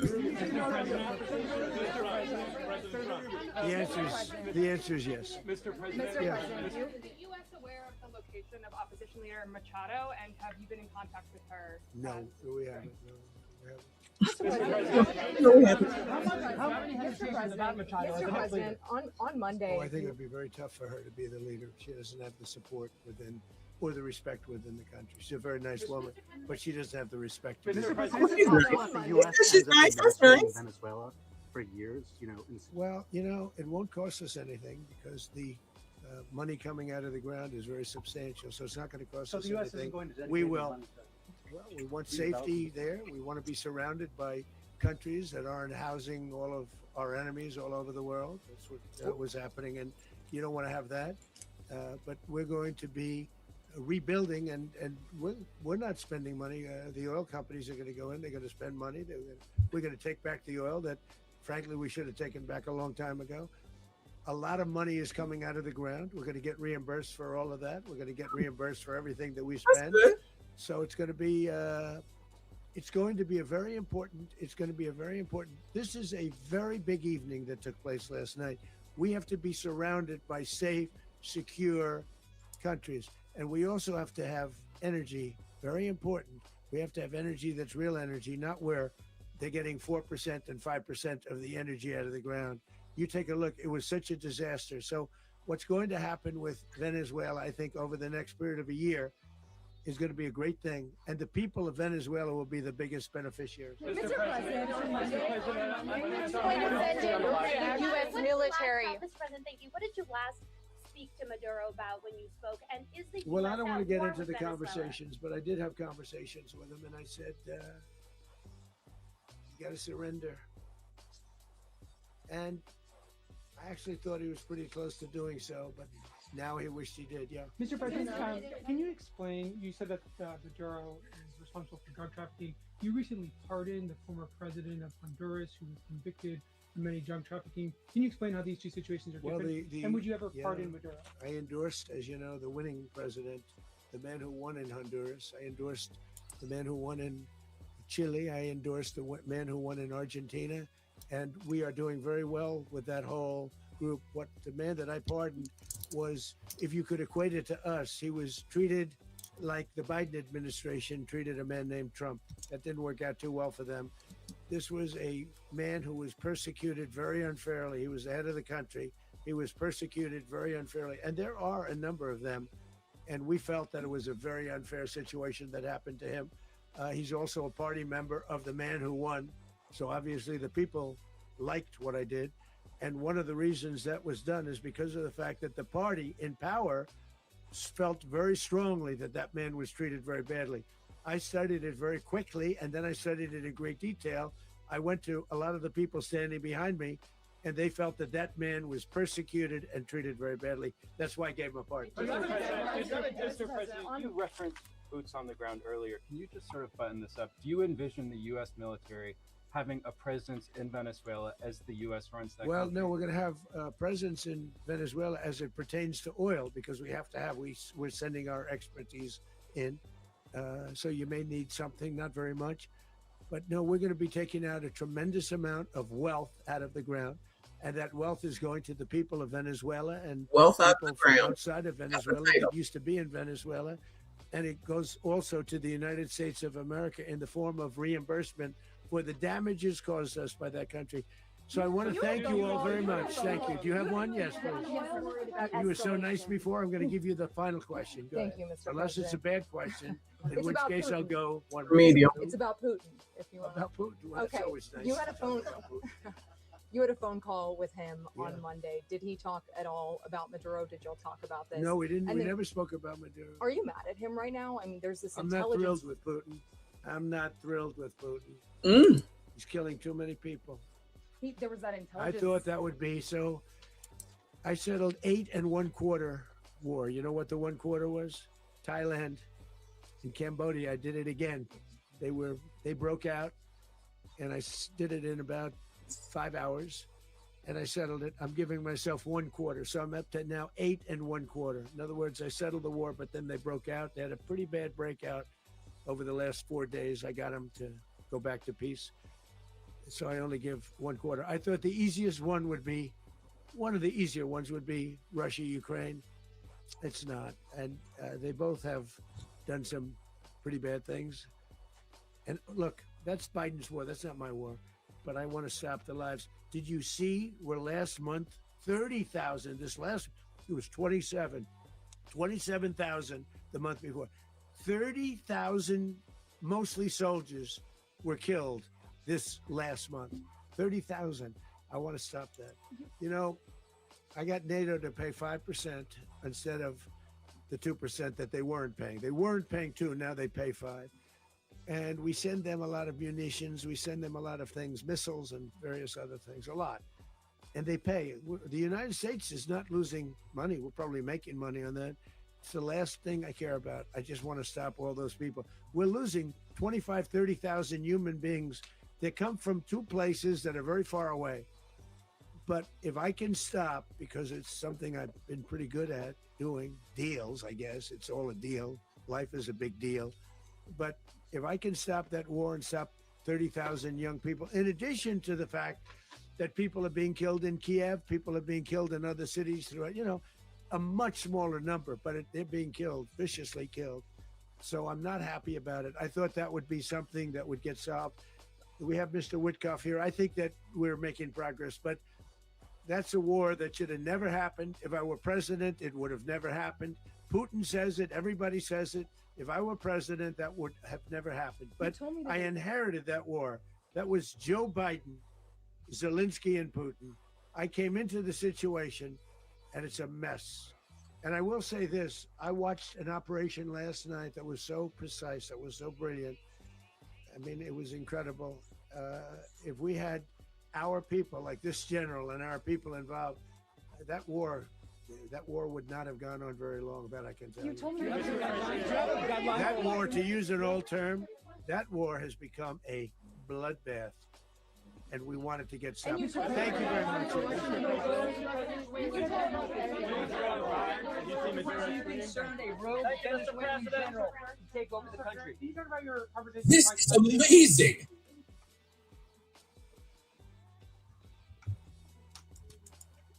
Okay. Lord help your people. That couldn't have come quick enough. He's so damn remedial. So while a lot of the military people in here are saying that this was good, obviously a lot of people don't think that it's good, right? Remember when everybody was saying, I don't know if you was listening, and maybe some of y'all were saying that this daycare thing, Minnesota daycare thing, was a distraction. What is it a distraction for? Do you think it was a distraction about this? Is this the reason why? Maybe, allegedly. Lauren said Trump is right about cleaning up Biden, Harris, Zelensky BS. Biden and Hunter made millions off Ukraine and both sides got rich off of it. We talked about Hunter a second ago. I was actually talking to somebody a little while ago, and they had said in our chat GPT, but of course people will say that now you can't depend on chat GPT, right? And I asked it, is the invasion of Venezuela legal? All right. So this is fact-based answer to the question, Trump's invasion of Venezuela, because child, they got up-to-date information. So as of January the 3rd, the United States under President Trump has launched a large-scale military strike in Venezuela, reportedly capturing Venezuelan President Nicolas Maduro and planning to run, quote unquote, run the country temporarily. So did somebody ask him how long he gonna have to do this? This is an unprecedented direct military action by the U.S. against another sovereign state. For international law purposes, it says under global law, primarily the United Nations Charter, use of force by one state against another sovereign state is generally prohibited unless in self-defense against an imminent armed attack or if the UN Security Council authorizes force. I don't think we got none of that. Experts and legal scholars are saying the Venezuelan action violates the UN Charter because there was no imminent attack on the U.S., and there is no UN Security Council authorization. So basically the opposite of what we just read. Many legal authorities have called the U.S. actions a crime of aggression and unprecedented in modern international law. So under international law, the invasion is widely viewed as illegal. Oh, no. All right, so U.S. constitutional and domestic law, because I see some people are like, oh, as long as the people in Venezuela are happy. I don't know that really matters, child.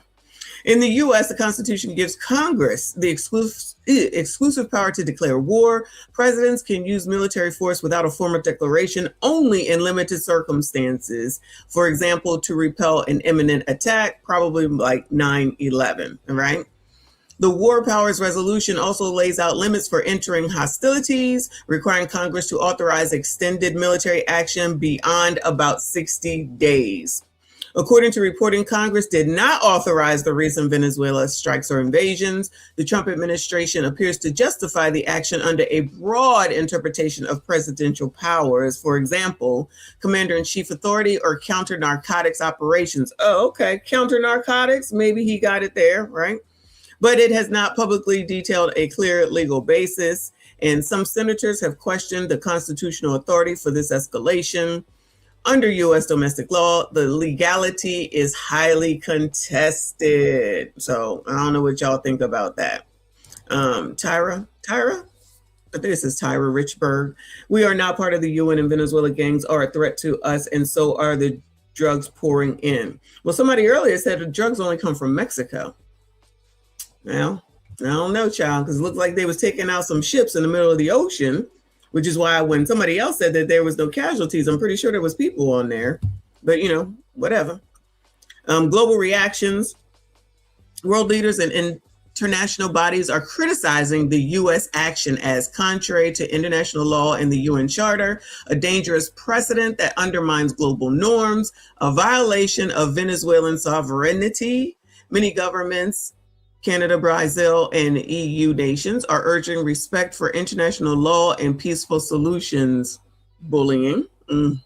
Bottom line, no clear legal justification exists under either international law because there's no self-defense or UN mandate and force against another sovereign state is prohibited, and US law because Congress did not specifically authorize the military operation. Most legal experts interpret the invasion as illegal, both internationally and constitutionally, even if the administration claims other legal grounds. This is a major legal and geopolitical controversy that will continue to be debated. All right? This is amazing. I'm just saying. I think they're right.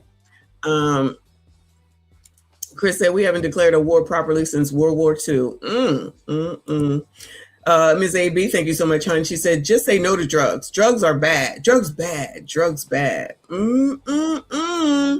All right, Meat Man. We're not talking about anything else except for what's going on here. See, stop that, y'all. Just talk about what we're talking about today. Stop going on back into history because you could always go in for anything, right?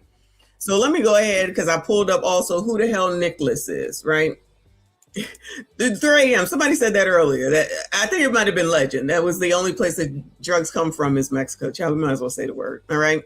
So who is Nicolas Maduro? Nicolas Maduro is a Venezuelan politician who has been one of the most controversial leaders in recent Latin American history.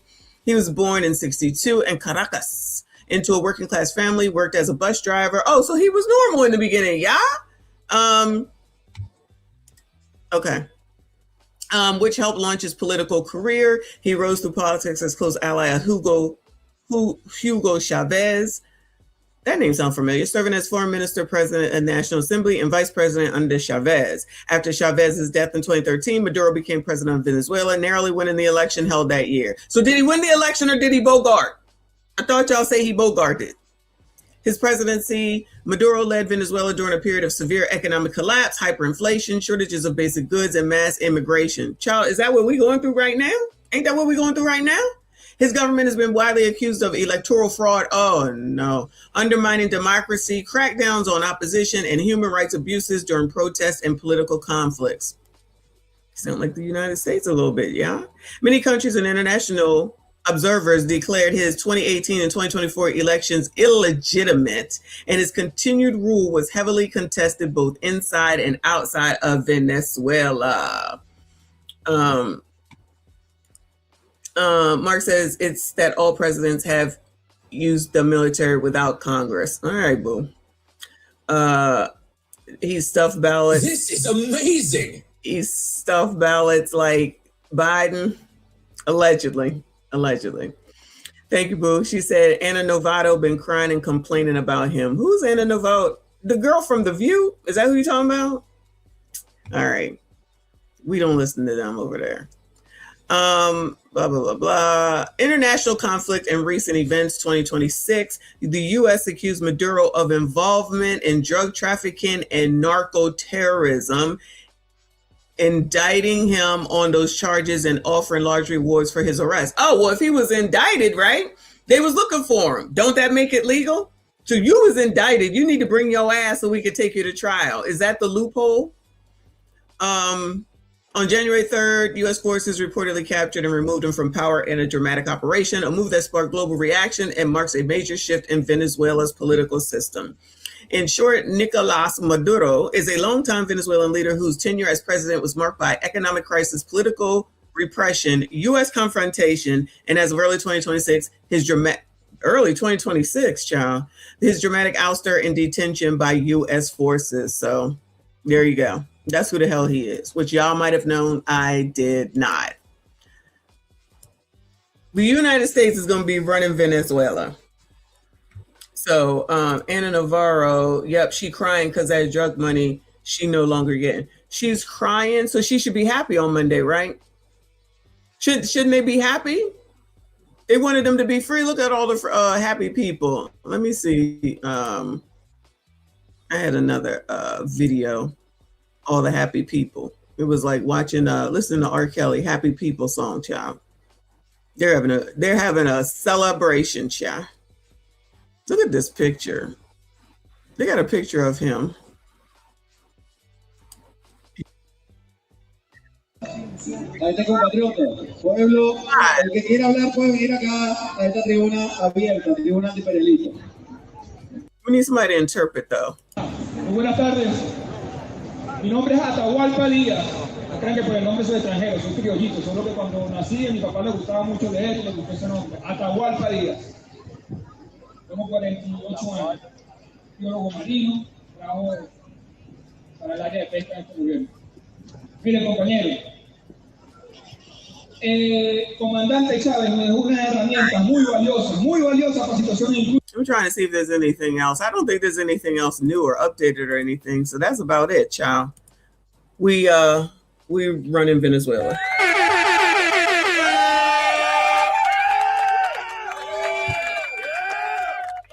That's what it is. All right. So if you don't know, now you know.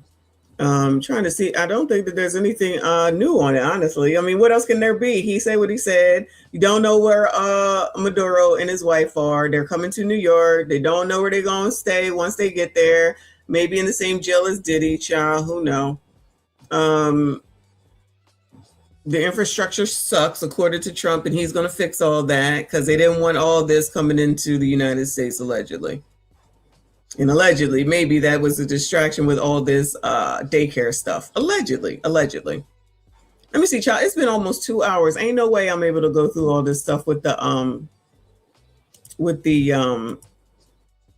daycare stuff. Ain't no way. Who was expecting this today? I was not expecting this today. But what's done is done. Let me see what I can give y'all before I get the hell on up out of here, child, real quick, because I have to come back and maybe do this childcare tomorrow. There's always something, child. Let me see my watch later. Venezuelans continue to celebrate. Blah, blah, blah, blah, blah.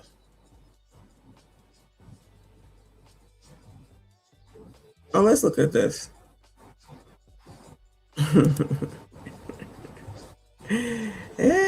Shit. Shout out to liberal white women. Minnesota. Oh, hold on. Minnesota mom charged with stealing $110,000 from her daughter's softball association. Crime is down.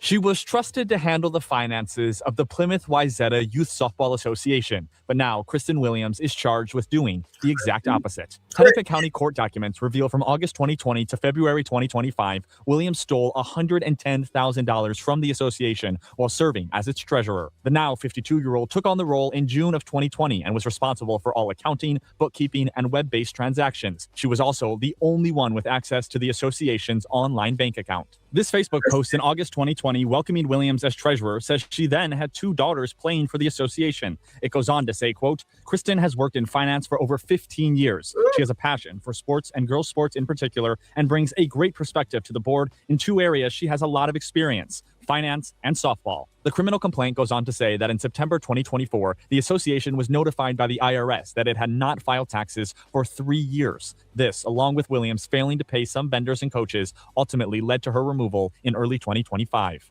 Court documents say once Williams was removed, the league president reviewed bank account statements and noticed numerous ATM withdrawals that were not approved by the board, including at local casinos. The criminal complaint says Williams appeared to conceal her thefts by fraudulently reducing deposit amounts or hiding the stolen money within other payment classifications, such as clinic expenses or equipment.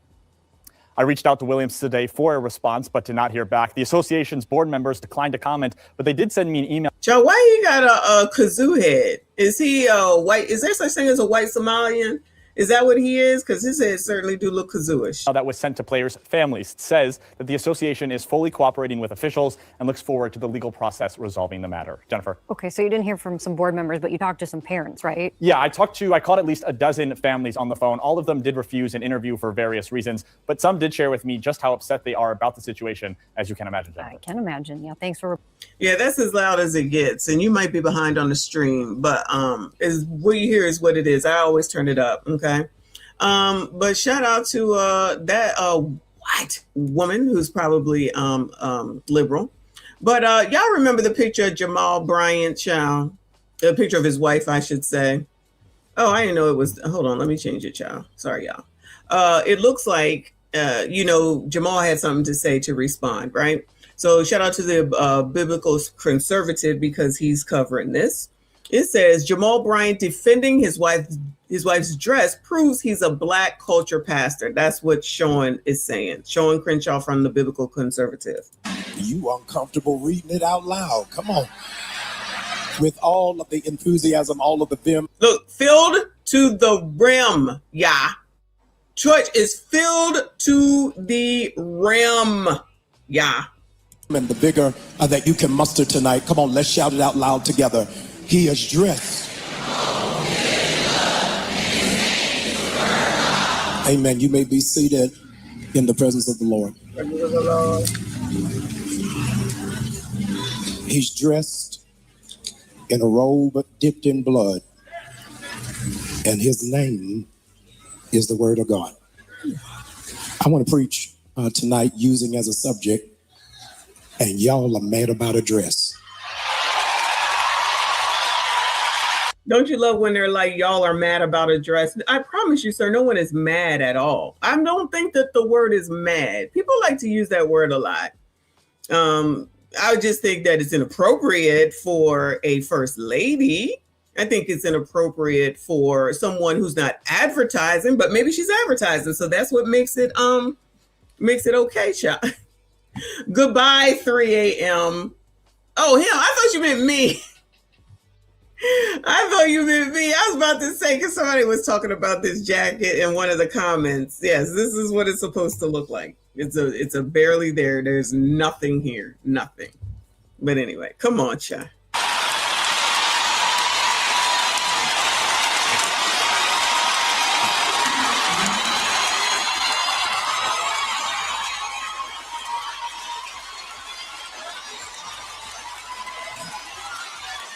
Now, y'all know I've made plenty of videos about Jamal Bryant, and this one about his wife's dress that she wore to that event. I wasn't going to cover it because Jamal Bryant doesn't do anything that is surprising to me. Mm-mm. A man that talks about how for a certain percentage of his life that Jesus was a failure. That 85% of Jesus' life, he was out of order.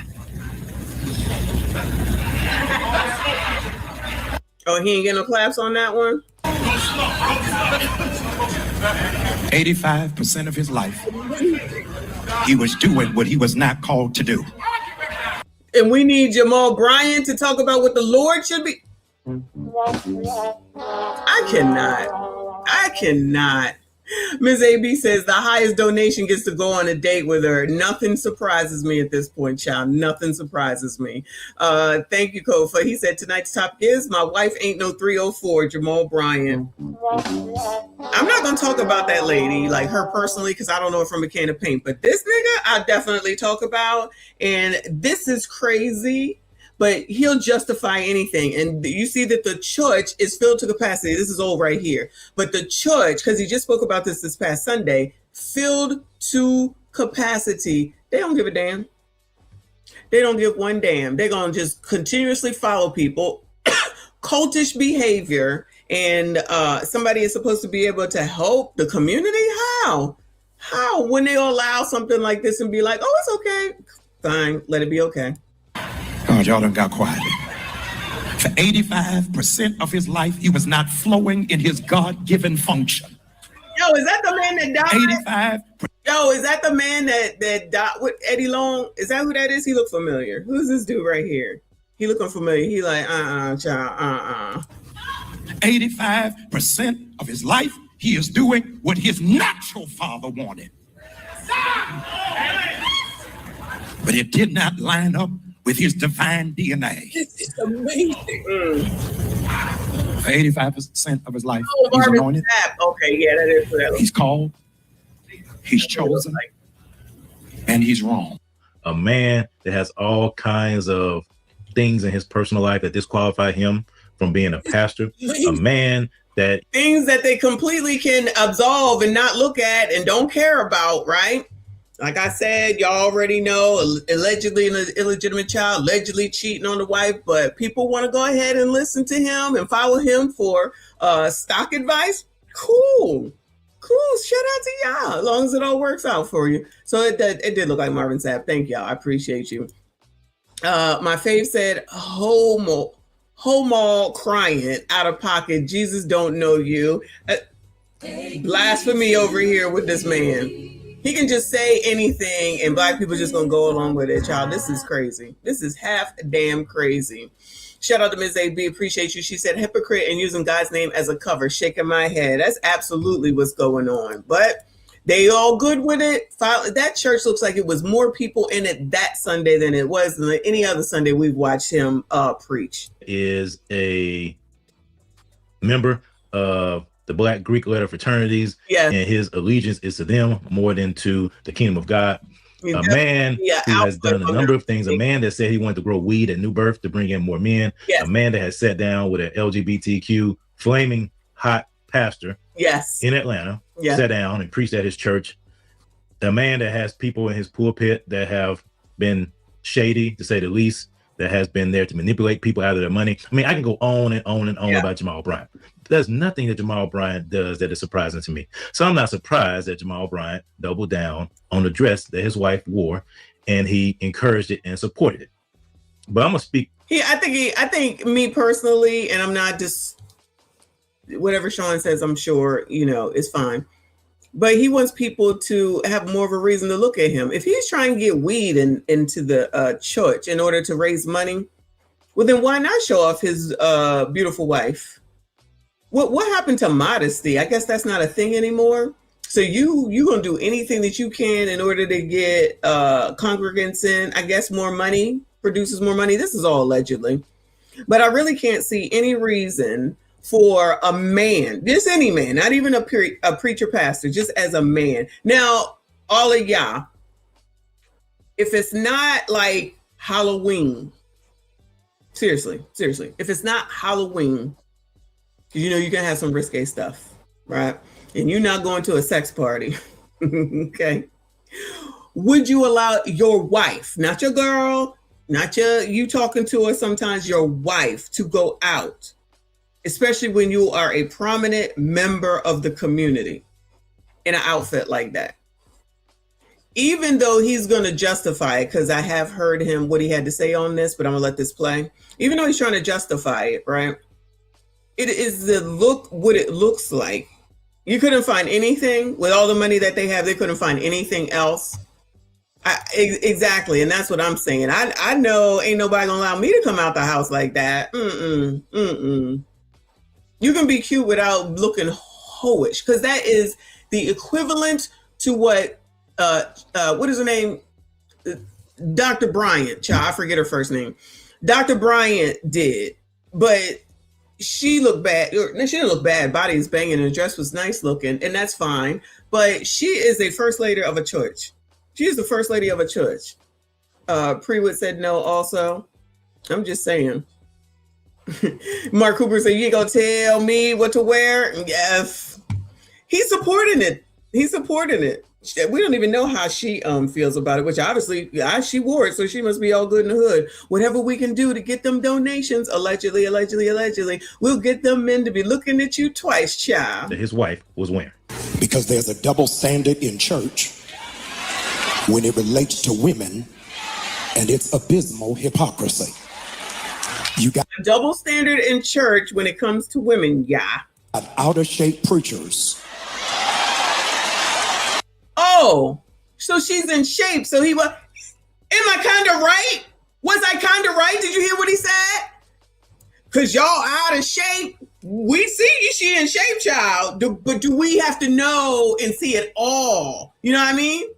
Am I right? I'm gonna let y'all decide if I was right again. But let me dial it back so you can hear him again, child. When it relates to women, and it's abysmal hypocrisy. You got out of shape preachers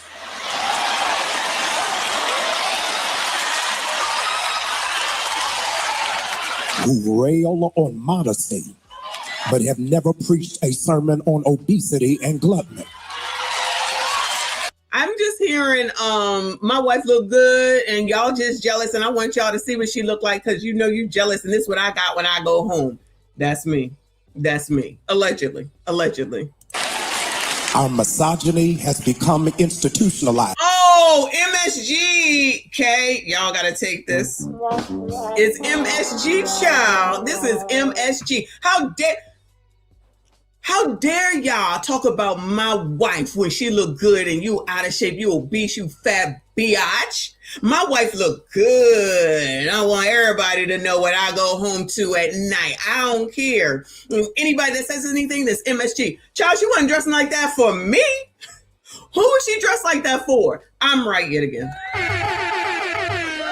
Who was she dressed like that for? For you sassy straights to look at her. So you want people to be looking at your wife like that, Pastor? Pastor, you want people to be eyeing and ogling your wife like that? Child, he will make an excuse for any damn thing. And the amounts of people that will listen to this ninja is ridiculous. But child, it's the same people that listen to Rolly, child. But go ahead, Jamal. And cloaked under spirituality. Today, if a man falls out at the altar, you will let him lay there. But if a woman lays out at the altar, you'll pull out more sheets than Bed Bath and Beyond. In the black church tradition, in case you did not know, in the church that you were raised in the black church that you were raised in, ushers coming down the aisle had to put their hand behind their back. That was, in fact, instituted for female ushers so that men who were sitting on the aisle would not be attracted to look at their derriere. I don't know that that's true, because in the church that I grew up in, where my grandmother took me every Sunday, everybody who bopped down that aisle, shout out to y'all that know, had to have one hand behind their back, and the men did it too. Now, I don't know, maybe my church was different, my hometown church that still stands today, but they all had to do it if they was bouncing down the daggone aisle, all of them. Now, I don't know the reason, but this ain't the reason, because if that's the reason, then why did the men do it too? He's full of shit. He's full of shit. And people sitting up there, Negroes, y'all, listen, and her too. Justify any of this foolishness. Can't imagine why the community has all the problems that the community has when you have people like him saying that this is okay and trying to justify this shit. This is your wife, sir. We would expect you to set a better example. Aren't you supposed to set the example? But then again, you out here allegedly having affairs previously, getting that fame. You know he had fame before. I don't know what the hell he doing in Atlanta, right? But he had fame before because he was on the Housewives of Potomac, I think y'all said. And then that's when they started going through their problems because he allegedly was messing around. This is a pastor. And then I think there was maybe a kid, allegedly. But that was a big deal on that show because of and I remember hearing it, but I didn't watch that show because they was talking about a pastor that was fill in the blank, all that was going on. So he had notoriety then. So he's like, well, I'm going to have to do what I got to do to keep that notoriety because that lady divorced him. So now let's come on down here, take over this big church that already had controversy from Eddie Long, I think y'all said his name is, who allegedly was a lowmaster, allegedly. He gonna take it over and then start telling y'all that you need to sell your Target stock. He got to do something to get big up because y'all probably knew him in Atlanta, but nobody was thinking about no damn Jamal Bryant on a national level. Now he's got the national spotlight. He on the news, he on shows, talking about DEI. He done found his niche. He might, if he opened up a YouTube channel besides the church, it would not surprise me. Man falls out at the altar, you will let him lay there. But if a woman lays out at the altar, you'll pull out more sheets than Bed Bath and Beyond.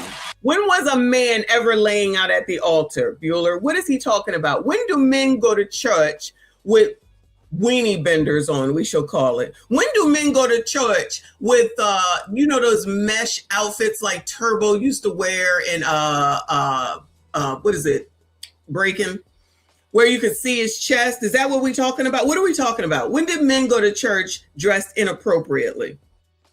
I'm confused because I ain't never seen one. Jeans, once they started allowing people to wear jeans in the church, come as you are, that was that justification. Fine. But they wasn't coming no kind of way that I have ever seen, even outside of that particular church, any church I've ever been to, have never been, This is amazing. have never looked inappropriate with their dress. So I don't know what he's talking about. He's full of it. Shout out to my fave. He said Jamal thinks about Cam legs when he... Goodbye, sir. Come on, child. In the black church tradition, in case you did not know, in the church that you were raised in the black church that you were raised in, ushers coming down the aisle had to put their hand behind their back. That was, in fact, instituted for female ushers so that men who were sitting on the aisle would not be attracted to look at their derriere. So I call bullshit on that. I call complete and utter bullshit on that. Because what is putting your hand behind your back because you're gonna put it in the small of your back is what they did. That ain't gonna stop nobody from looking at nothing. And no tea, no shade against the elders in the church. But wasn't many people looking at them. I'm not trying to be rude, y'all, but tell the truth, shame the devil. Not many people was looking at them. First of all, most of them were married. Not that stops you from looking at anyone, okay? Most of them were married. There wasn't no young people up in church, so most of them were elderly. So who the hell was looking at him? Who, Jamal? You're full of it. You're lying. I don't believe that for 1 second. Never, ever, no way. And not to mention, like I said, men had to do the same damn thing. they had to put their hand behind their back to block the eyes of nasty deacons who couldn't keep focus on the cross.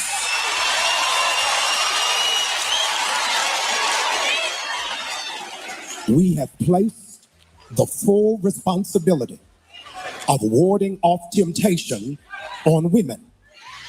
So he's blaming you sassy straights, basically, at the end of the day. because y'all can't control yourselves. You can't control your eyes. And because you some nasty MFers always looking, always being, what is it?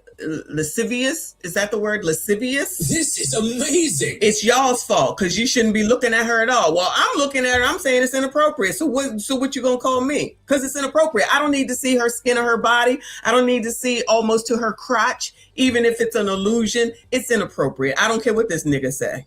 This nigga will justify a roach, and all these amounts of people that will listen to this man is the crazy part. How come black people can find it so easy to listen to people who don't want to do anything for you, but when somebody who actually does, they can't hear it for shit.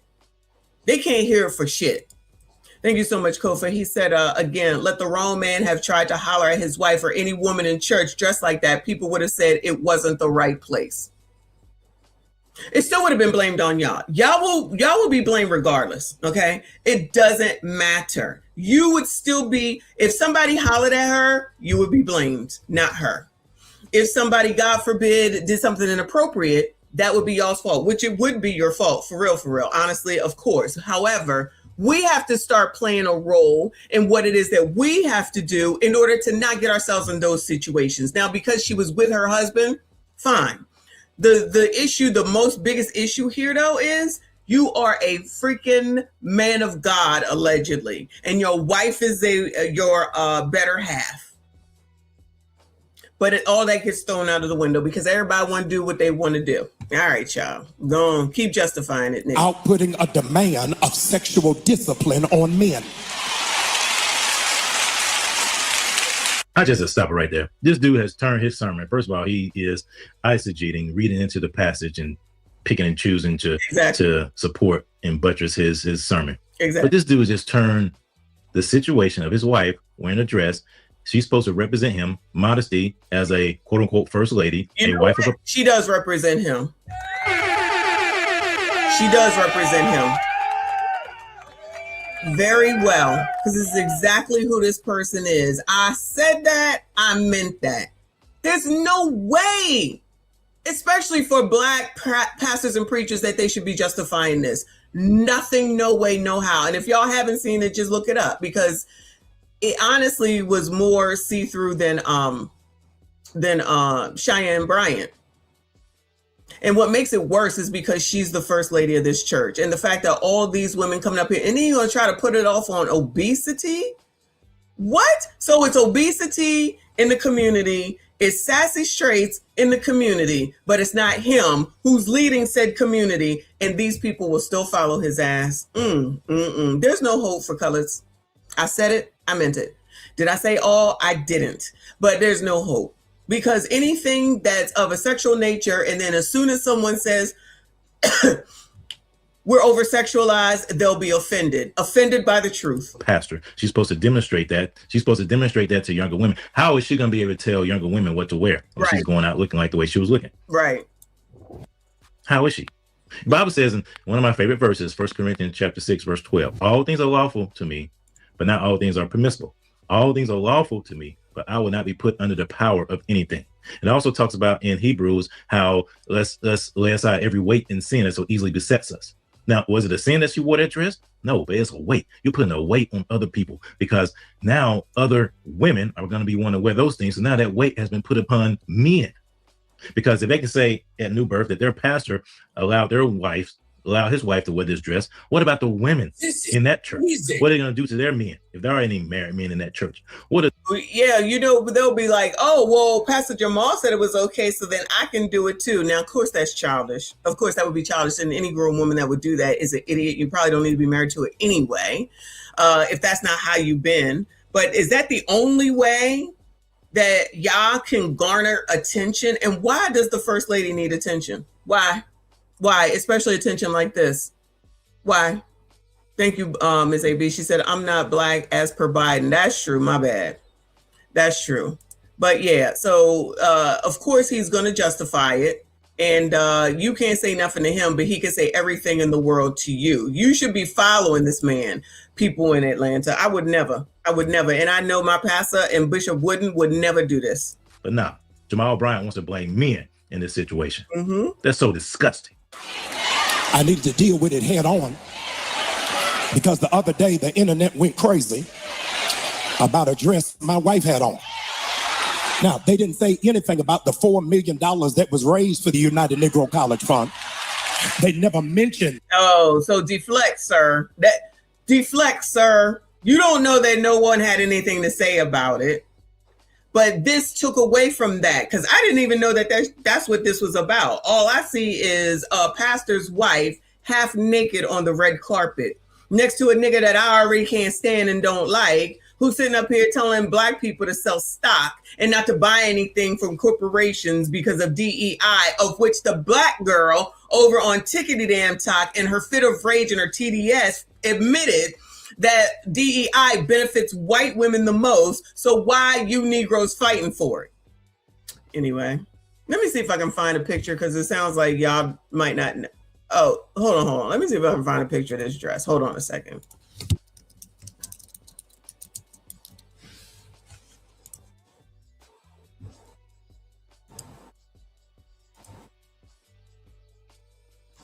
For y'all that didn't see it. This butterfly dress right here. You see it? I don't know how well you can see it.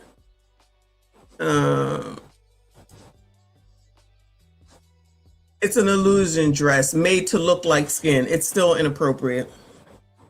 Because now they want to justify it. All these ways to justify it, right? It's a skin looking dress. Okay. Justify it all you want to. This is the attention that these people need that bad. Let me see if I can get a better. Well, listen, this is as good as it gets. It's a nice dress. It definitely is a nice dress, and she got a nice body. But it's inappropriate. If you don't want to be of the church, then get out the church. If you don't want to be of the church, then get out the church. Everybody makes mistakes. I don't want to hear all that bullshit about nobody's perfect. Kiss my ass with that, okay? Let's talk like we got some sense. Not y'all, you know what I'm saying. It's inappropriate. He's looking for attention. I put this all on him. She just going along with it. You know, they just got married. She got her keys to the kingdom. You know what I'm saying now at this point. And he needs to make sure that his name stay out there. And then there's a way to continue to blame you, sassy straights, too. Child, you can't make it up. Let me see. Hold on. I don't know. That's probably the best picture, the best close up that we can get, honestly. It's an illusion, y'all. It's an illusion. Anyway. Anything goes in the community. Can't imagine why there's so many issues. I cannot imagine. That she prayed until heaven came down. They never said anything about this was the largest fundraiser for HBCUs in the country. But insecure, jealous, petty, small-minded. Insecure, jealous, petty, and small-minded. Throw out is that sign language? Science, insults, guilt, and the need to be right. What is it? I forget what the S is. So is that not what that is? Shame, insults, guilt, and the need to be right. We already know that Jamal thinks he's right about everything. He never is wrong about anything, and everyone should just listen to them. And all these colors up in here at capacity at this church will listen to him hook, line, and sinker. Very cultish, if you ask me. A lot of cultism going on around here. About this was the largest fundraiser for HBCUs in the country. But insecure, jealous, petty, small-minded people got in their feelings and set up a false barometer of holiness based off of a dress. Now, you got to help some people because some people have embraced the full knowledge of ignorance without any assistance for understanding. The dress was not see-through. The dress was flesh color. But because you ain't never been nowhere and ain't never been exposed to nothing.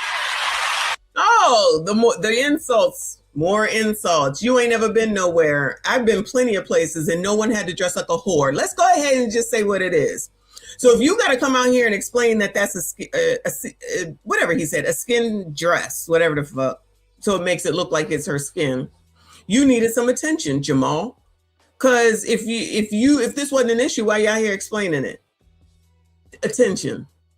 He need to be seen. He need y'all to look at his wife, which means y'all will look at her, and then he can insult y'all. And these people in this daggone audience, I know there's people in there that found a problem with that dress. And any elder in here, a baby boomer that thought that this was okay, they can go to hell too. I said that, I meant that. No standard whatsoever. It's just because fucking Jamal Bryant said it, a fucking adulterer. Y'all real. Anyway.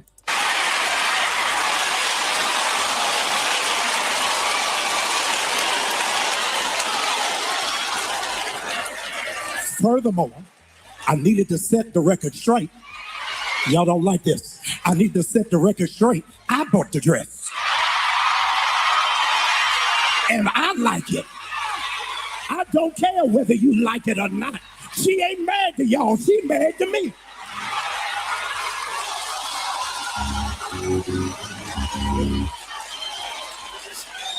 Now, if you wanted a first lady that looked like Little House on the Prairie and Holly Hobby, you got the wrong church. I wanted a wife I would rush home to, that I wanted to be excited to see. When we walked in there, I said, shake it fast, watch yourself. If you don't have nobody that you excited about, trade that booger in and find you somebody that Negroes can talk about. How did you bag that? I know how you bag that. How did you bag that? Trade your wife in for someone that someone else would be looking at, basically. And I don't have my headpiece in, so hopefully you heard that. This is your pastor. And let me take it back, because look at all these people carrying on and cheering this shit on. And child, color's gonna color. Like it, love it. I don't care. Get offended. I don't care. This is madly crazy and inappropriate.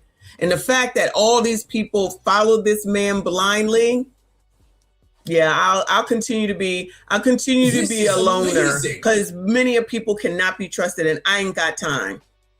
Why does my significant other need to know that everybody else thinks great of me? Why? You don't need that. It's about what you think. So now Passport Bros allegedly will come out, because they on my nerves right now. Not all. They on my nerves right now. Will come out and say, yeah, Pastor, that's right. Trade her in for a younger one. So does that mean that Jamal is encouraging divorce? So that you can get a younger one, so that you can have her out here dressed like she got a skinless dress on, whatever it's called. And everybody can ogle at her. So in one breath, you gentlemen shouldn't be looking at her. And in the next breath, he got somebody that people will look at. So which one is it, Pastor? Sound like you talking out of both sides of your fucking mouth. Allegedly, that's what I'm hearing.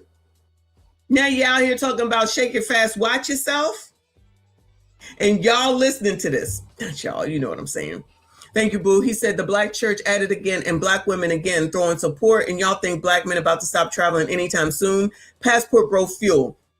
Now, there's plenty of men in this church. I see plenty of men in this church.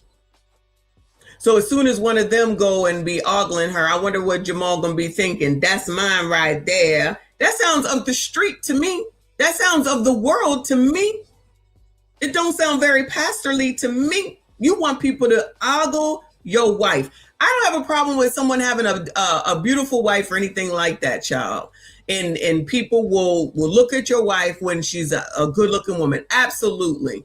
But it's just different when you got basically a see-through. This is amazing. When you got a see-through outfit on. I don't care what he say. And then he bragging about, I bought that. He's bragging.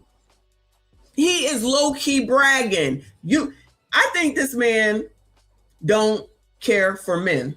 This is amazing. I really think that this man has an issue with men, not because he likes them or anything like that, meaning in a sexual way or anything like that. I don't think that. I just think that he is doing a kind of a Dr. Umar sometimes, where he got to placate to the women and sit up here and come at the men. This is amazing. But not too much, because he does have a lot of men in here. And of course, the people that are supporting him are men. If you look at the crowd, there's definitely more women than men, but there's still a significant amount of men in here. So let me insult them a little bit to get the women happy and keep coming in here. And I'm going to let them know that they can dress however they want and no man going to tell them what to do. You don't need to be doing what the men tell you to do. That's what I'm hearing. So God forbid, and if/when Jamal out here looking a little long at somebody else like he allegedly did in his last marriage, I don't want to hear it from his wife. I don't want to hear it from his wife because you all, yeah, baby. That's what she's saying. She got to come up there and then we co-signing it to the Lord because that's what this means, white people. When you're doing this, that means you co-sign it to the Lord. It's basically saying, amen, praise the Lord. That's what this means. So we think that the Lord is saying this is okay? Okay. Half damn crazy. Thank you, Boo. Shout out to Ms. AB. She said, talk about a hit dog hollering guilty as charged. Thank you so much, Boo. Thank you, Hiram. He says serpent tactics. How about that, right? And these people just co-signing it. This whole congregation co-signing it. That's wild, as people say. Saint Fan in the building. I appreciate you, Boo. He said, this is the same food that got run out of Baltimore. Yeah, we did see that. Shaking my head. I know too many people, all women, that listen to this clown, and it's scary. God help them. He's helping them stay single. He's helping them stay single. Because you're insulting men with this. What, gentlemen? Any of y'all inclined to go to this church after all this, Bueller? Gentlemen, any of y'all inclined to go to this church after all this? It's going to entice women to want to go. Excuse me. It's going to entice women to go. Child, look at that. That's what's going on. I want a man like that. I want a man like that. He bought that dress for her. She looking good. He's securing his manhood. He's securing his manhood. Yes, sis, you did that. You did. Say I'm lying. You did that. Yeah, he's securing his manhood. Show your white folk, boo. Say I'm lying. Say I'm lying. And then, y'all, if you are married in this church and you got an issue where your husband says whatever, a child, pick something. She gonna be like, Pastor don't make his wife. Pastor don't need to do all that. I don't know why you're doing all that. Pastor Jamal said this. Pastor Jamal said that. And use that. Break up your whole household for a man who allegedly already cheated on his first wife and allegedly had some kids outside of his marriage or got somebody pregnant at minimum. Wow. And this is a pastor. This is a pastor. He's supposed to be of God. He's supposed to be counseling people. He's supposed to be helping people. Ain't nothing this nigga did, as far as I can see. He be insulting y'all. Remember when he said, I'm going to put this in video format because I know y'all don't read. Child, people hear what they want to hear. All good. All good. Stay the entire fuck away from me. My mantra forever. It's always been my mantra forever. Because nobody can be trusted as far as I'm concerned. I'm going to have to know you before I decide I'm going to trust you. Let me tell you. And I can see this nigga from a mile away. Ain't no way. When I already heard about who he was before I even seen who he was. Shout out to Kofi. He said, ABCD men in the church, hashtag allegedly. I saw somebody say that about him because he was, what he said to Cam Newton about his legs, which was weird. Like, I'm not trying to put ABCDism on him, but this stuff is weird, y'all. This is weird.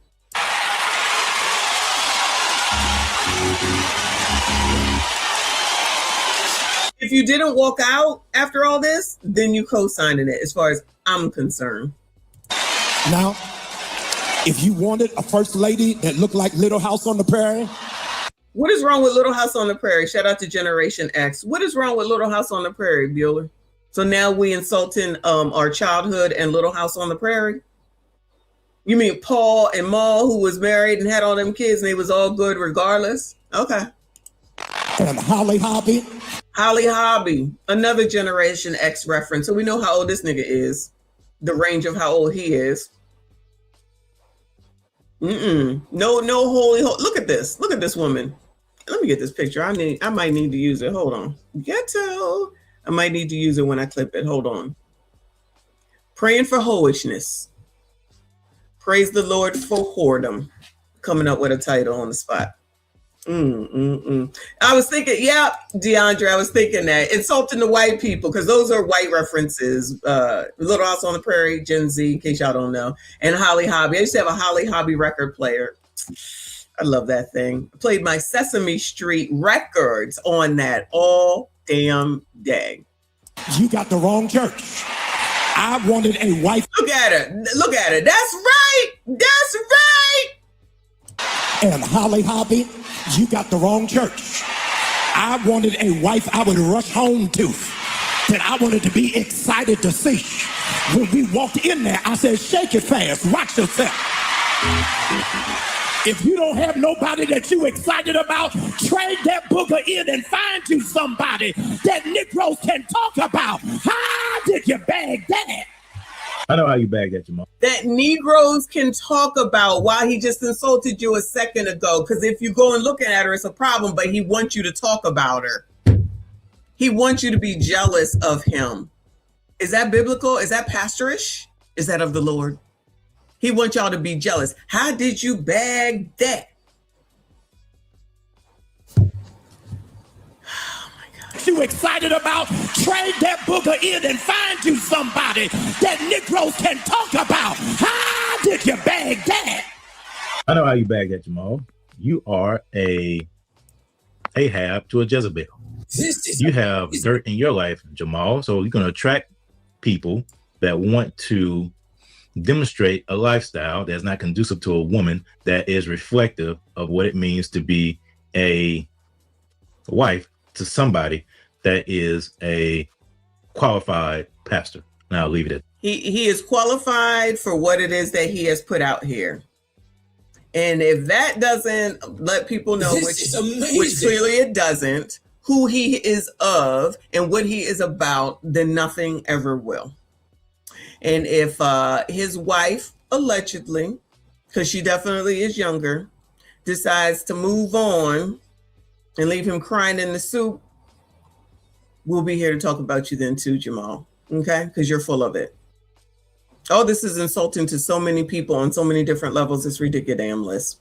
Shout out to Ms. A.B. She said Michael Landon was a classic real father. Love me some Michael Landon. Rest in peace to him. Agree. That Little House on the Prairie was a great show. Little House on the Prairie was a great show. Shout out to Hiram. I appreciate you. Boo. He said, does anyone read the Bible anymore? Apparently not. This is amazing. Come on now. Come on now. You really think that people reading the Bible? I don't read it either. I let it play for me because it's on the phone. It's an app. You just let it play for me. Different plans that it has, depending on what you feel and what you're going through. And it'll just speak it to you and all that type of stuff. They don't even do that. Yeah. Lord, help your people. Absolutely. This is insanity. Absolutely insanity. Kofa with another 5. I appreciate you. He said, but a Muslim woman dressed modestly is abuse in so many people's eyes. I'm not even talking about going as far as the coverings, just modestly dressed. I'm not aware of that, but it wouldn't surprise me. It wouldn't surprise me at all. Kofa follow up with good night, John Boy. Absolutely. I love them old shows. I probably should get on to Pluto. That's probably where they all are, to take a look at that. All good stuff. Nah, baddies. Do y'all want to look at that Natalie Nunn interview now that I just said that? She is so effing disgustingly annoying. And she was already annoying before the Cam interview. Y'all know who Natalie Nunn is? Y'all know that she was interviewed by Natalie Nunn is the creator of Baddies. And she talks like an ignorant ass. She should be going to this church. They should bring Natalie Nunn in here. And then if they started doing baddies in the church, Black people would support all of that. And it would probably be #1 rated Black show. But we're supposed to forget about the Cosby Show because of Cosby. Not me. Forget about a different world. because of Cosby, not me. Who big is that? Natalie Nunn, Big Chin. Shout out to Nick at Night. Yeah, they did have everything on there. Exactly, but she got a husband, so I thought they was getting divorced, child, but who knows? Whatever. Anyway, child, they like it. I love it. They like it. I love it. Shout out to Sean Kenshaw, the biblical conservative. Appreciate the work that he does.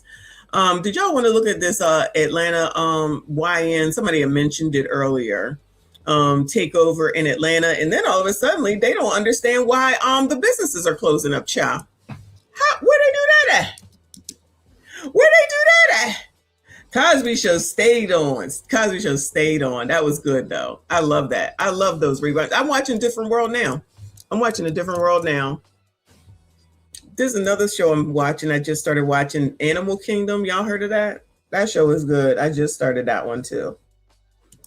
Yeah, I don't even watch the regular TV except for Survivor and Big Brother. That's basically it. Oh, and Abbott Elementary. Love me some Abbott Elementary. Hold on a second.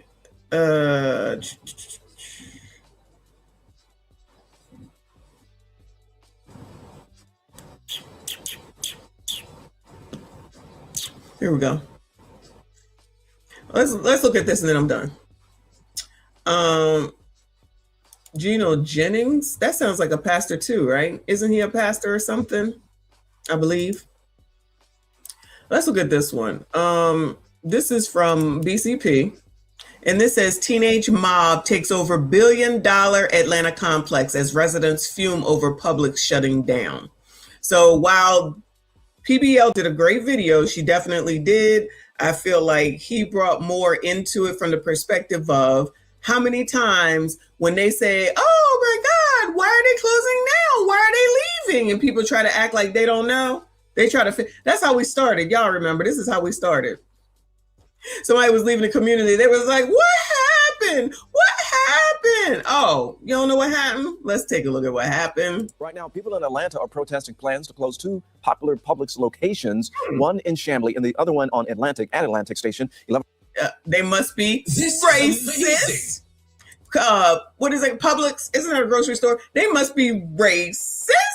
Shout out to Cutthroat in the building. I appreciate you. He said, now that Maduro is out of power, these illegals can go back home. They ain't going nowhere. Oh, that's celebrating. We get to go home and visit. You heard them. I don't know if you were here. They said, we get to go home and visit now. Visit. Shut on. They down there in Doral, Florida. Shout out to them. Anyway, shout out to all of y'all that are still here. I appreciate you. This is the video from BCP about what happened down in Atlantic Station. Shout out to all of y'all. I see you. I appreciate you. Hit the like button for me. Subscribe if you are new. Alliance Galad Malama joining us live right now. So Galad, why are people so upset about this? Neighbors tell us that they really rely on this grocery store as an easily accessible place in the community. And they say this is not about placing blame on anybody, but really they're just hoping the parties involved find a solution so that there is a grocery store there. They kind of migrated here to the 17th Street Bridge, holding their signs. They were rallying outside the Atlantic Station Publix for about an hour. Neighbors say it would be a significant hardship, particularly for people without cars or with mobility challenges once this Publix closes. And some people we spoke to actually moved here specifically because they don't have a car and they wanted to have a grocery store in walking distance. They say Publix has been a core part of the community's vision as a walkable neighborhood. And in a statement, a spokesperson for Publix tells us we've been privileged to serve the Midtown community at the Publix at Atlantic Station for almost 2 decades. As one might imagine, there are a number of factors that go into determining whether we will continue to operate a store location. While it is always a difficult decision to make, yeah, she talking real fast, but the point is that we the hell on up out of here, child.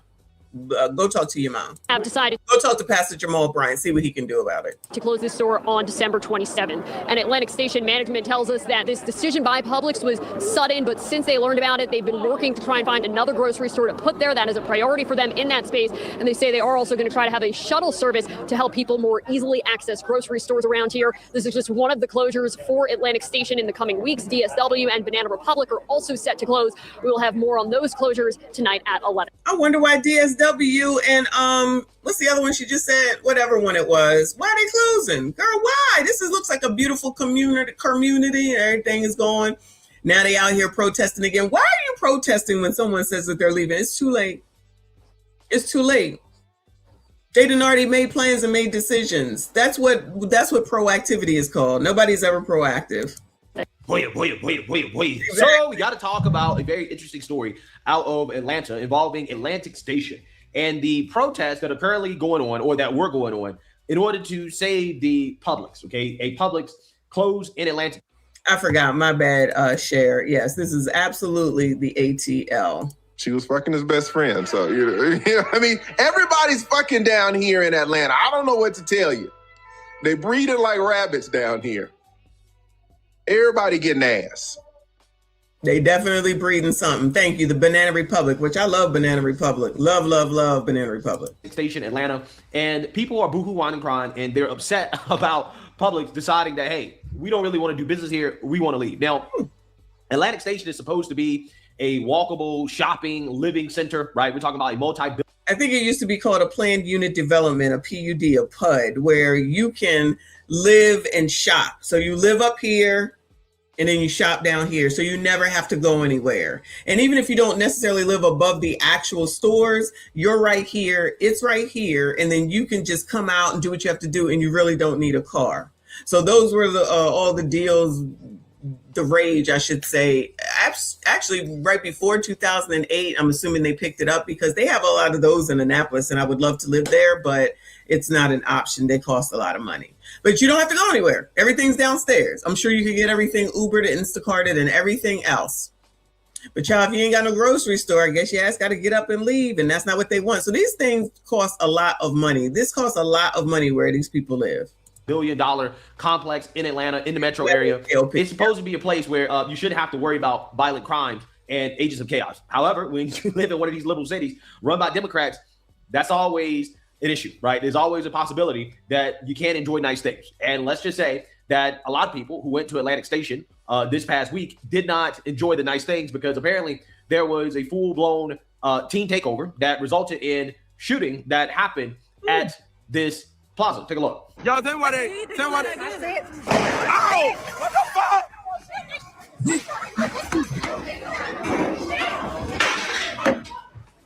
Where the fuck we go? Where's we going? I'm going home. Where's we going? They still shooting? You here? Oh my gosh. No, yes, go inside somewhere. Now, they're running. Yes, they need to say. Stay where you're at, please. Sasha, this is what y'all invite me to? That's not funny. You didn't say nothing serious. Nini, you was just laughing whenever you see the white people getting up under the table. Nini, you, like what? We're trying to eat and stuff. Where Chrissy? The hospital. They got, what happened? Oh, stop playing. No, they have to hide. I've never been in this like this. I really don't know how to act. Do I get on the ground? Good little video. Good little video.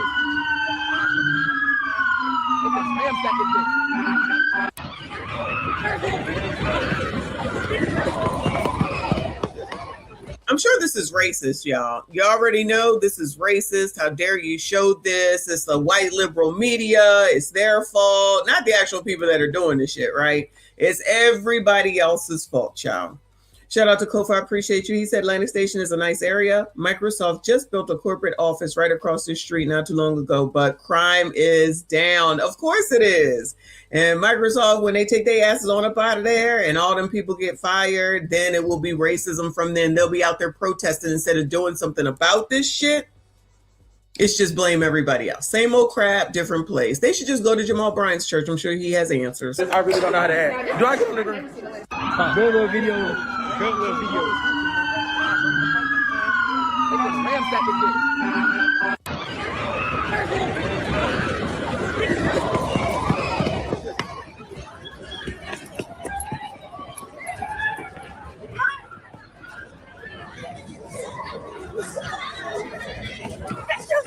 Yeah, so you see that, you heard that. Now, let's actually learn a little bit more about the violence that happened at Atlantic Station this weekend, and residents speaking out about this. Days after a group of teens turned to gunfire on a busy night at Atlantic Station, people living in the community are speaking out about the safety of the community. Atlanta News First reporter Anna Murphy is live tonight over at Atlantic Station with concerns from people. Anna?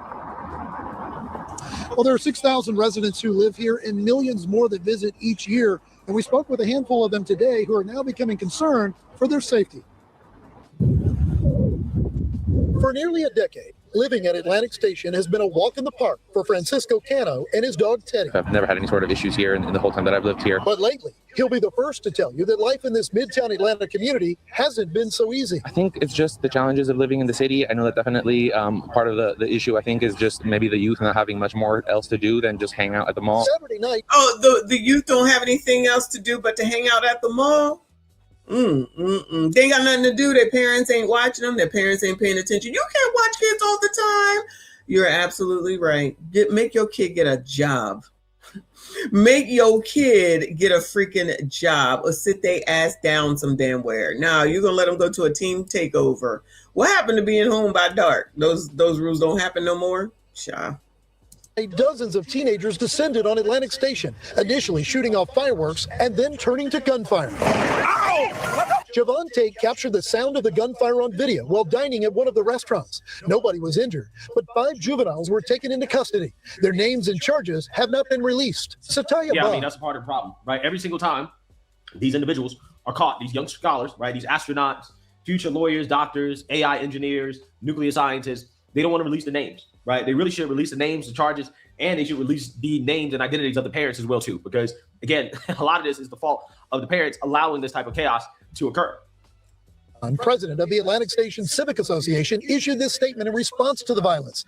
Atlantic Station has had a curfew in place for unaccompanied minors after 3 p.m. since 2022, and we appreciate APD's swift response in assisting with dispersing the crowd that began gathering around 7 p.m. How you gathering at 7 p.m. and you ain't supposed to be there after 3 p.m.? Since 2022, so they don't know the rules yet? Okay. Coordinated efforts helped restore order and appeared to prevent the situation from escalating into more serious violence on the property. It's just, maybe some carelessness with some guns, and it just makes you wonder, where the parents are in all of this and whether they know that their children have all of this and just come. So who has been talking about parents for the longest time, for about 4 going on 5 years now? Who has been talking about parental accountability?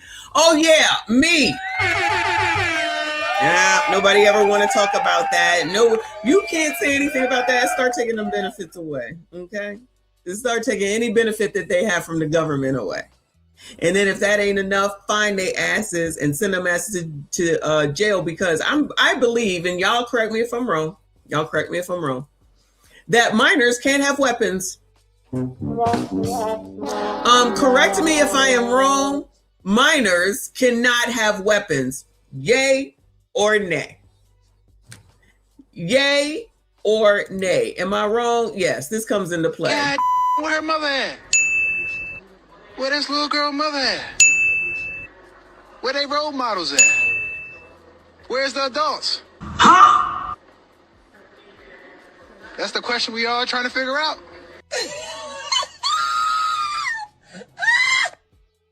Ain't nobody trying to figure out none of that. Come to a mall to hang out and maybe just show off their guns or whatever it may be. Oh, show off their guns. And witnesses tell us they believe there may have been about 100 people involved in this incident on Saturday. Of course, only 5 taken into custody at this point in time. Now, I asked for an updated report from Atlanta Police today to find out more about what happened here. They told us this case remains active and ongoing. Live at Atlantic Station in Midtown Atlanta, Adam Murphy, Atlanta News First. And the fireworks and gunfire come at a time when Atlantic Station is trying to deal with this image. The live, work, and play community just lost its flagship grocery store, Publix. It closed Saturday after 20 years. A DSW shooting. They done already. Oh, they said we done already. Wow. Child, I guess they knew already, but they was like, child, we done. Good luck to y'all. Instacart it the fuck up. Slated to close January 24th. It's sat right next to Publix. Also, by the end of January, Banana Republic will leave, choosing not to renew its lease. Yeah. So you see that, you heard that. One of the things I always hate when people say when this stuff happens is that these teenagers just need something to do, right? And I'm like, I don't think that's the problem, right? When I was a teenager, when I was a quote unquote youth, right? When I was bored, I didn't go out and become an agent of chaos, right? That's not what I did. I didn't go out and start shooting people and start causing violence and destruction and doing all types of crazy stuff. In fact, my parents wouldn't let me do that, right? My parents would be very, very, very upset. They didn't even let me stay out after dark, okay?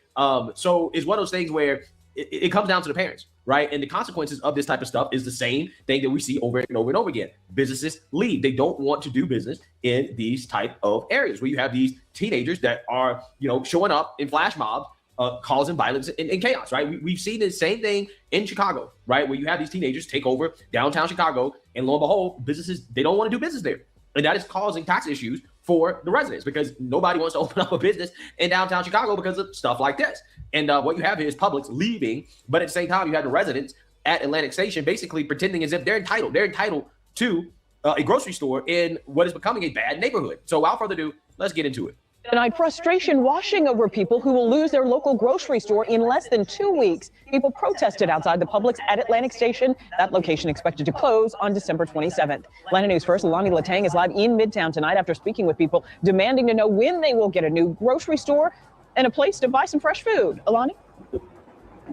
That's right, Tracy, because it's an adjustment that people just don't want to incorporate. They say they moved here because they wanted to ditch their cars and walk for everything they need. Now they're demanding an urgency, transparency, and a long-time partnership with retail and grocery stores. We are here today for one simple reason. Food access matters. Atlantic Station store closures leaving residents frustrated. Atlantic Station opened in 2005 as a mixed-use live, work, play community. People who live there say they're losing some of that live and play.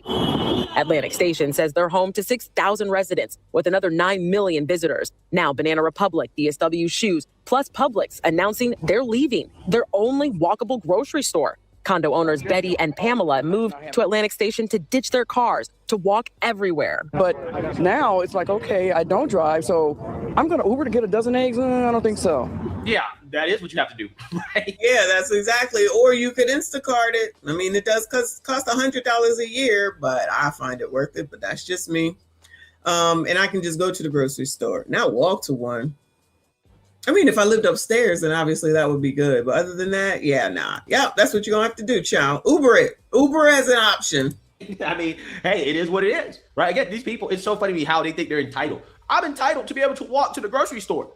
Well, the problem is that you voted for individuals who continue to allow this type of stuff, who do not punish these agents of chaos for the crimes that they commit. And because of that, they continue to commit these crimes. And because of that, of these stores, these businesses saying, hey, we can't operate. We can't operate profitably in these areas, right? That's just the reality of the situation. But instead of addressing the root cause, they want to point the finger at Publix, right? Oh, Publix, you have to stay, right? If you close up, it's racism. I'll have to take an Uber to get groceries. Oh, I'll have to get a car, right? First world problem, okay?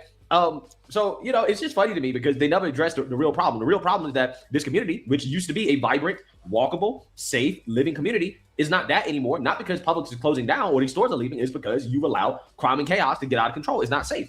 Okay. We have been hearing the same excuse over and over and over again. Like, seriously, y'all. The same excuse over and over and over again. This is ridiculous. So it's going to take some adjustments. And who else is going to be leaving? Right. My thing is it going to be a desert where there's no stores and we just going to be here and property values going to... Imagine living in a place where y'all, I think Lawrence was saying the rent is $3,000, $2,000, $4,000 a month and you live in a food desert.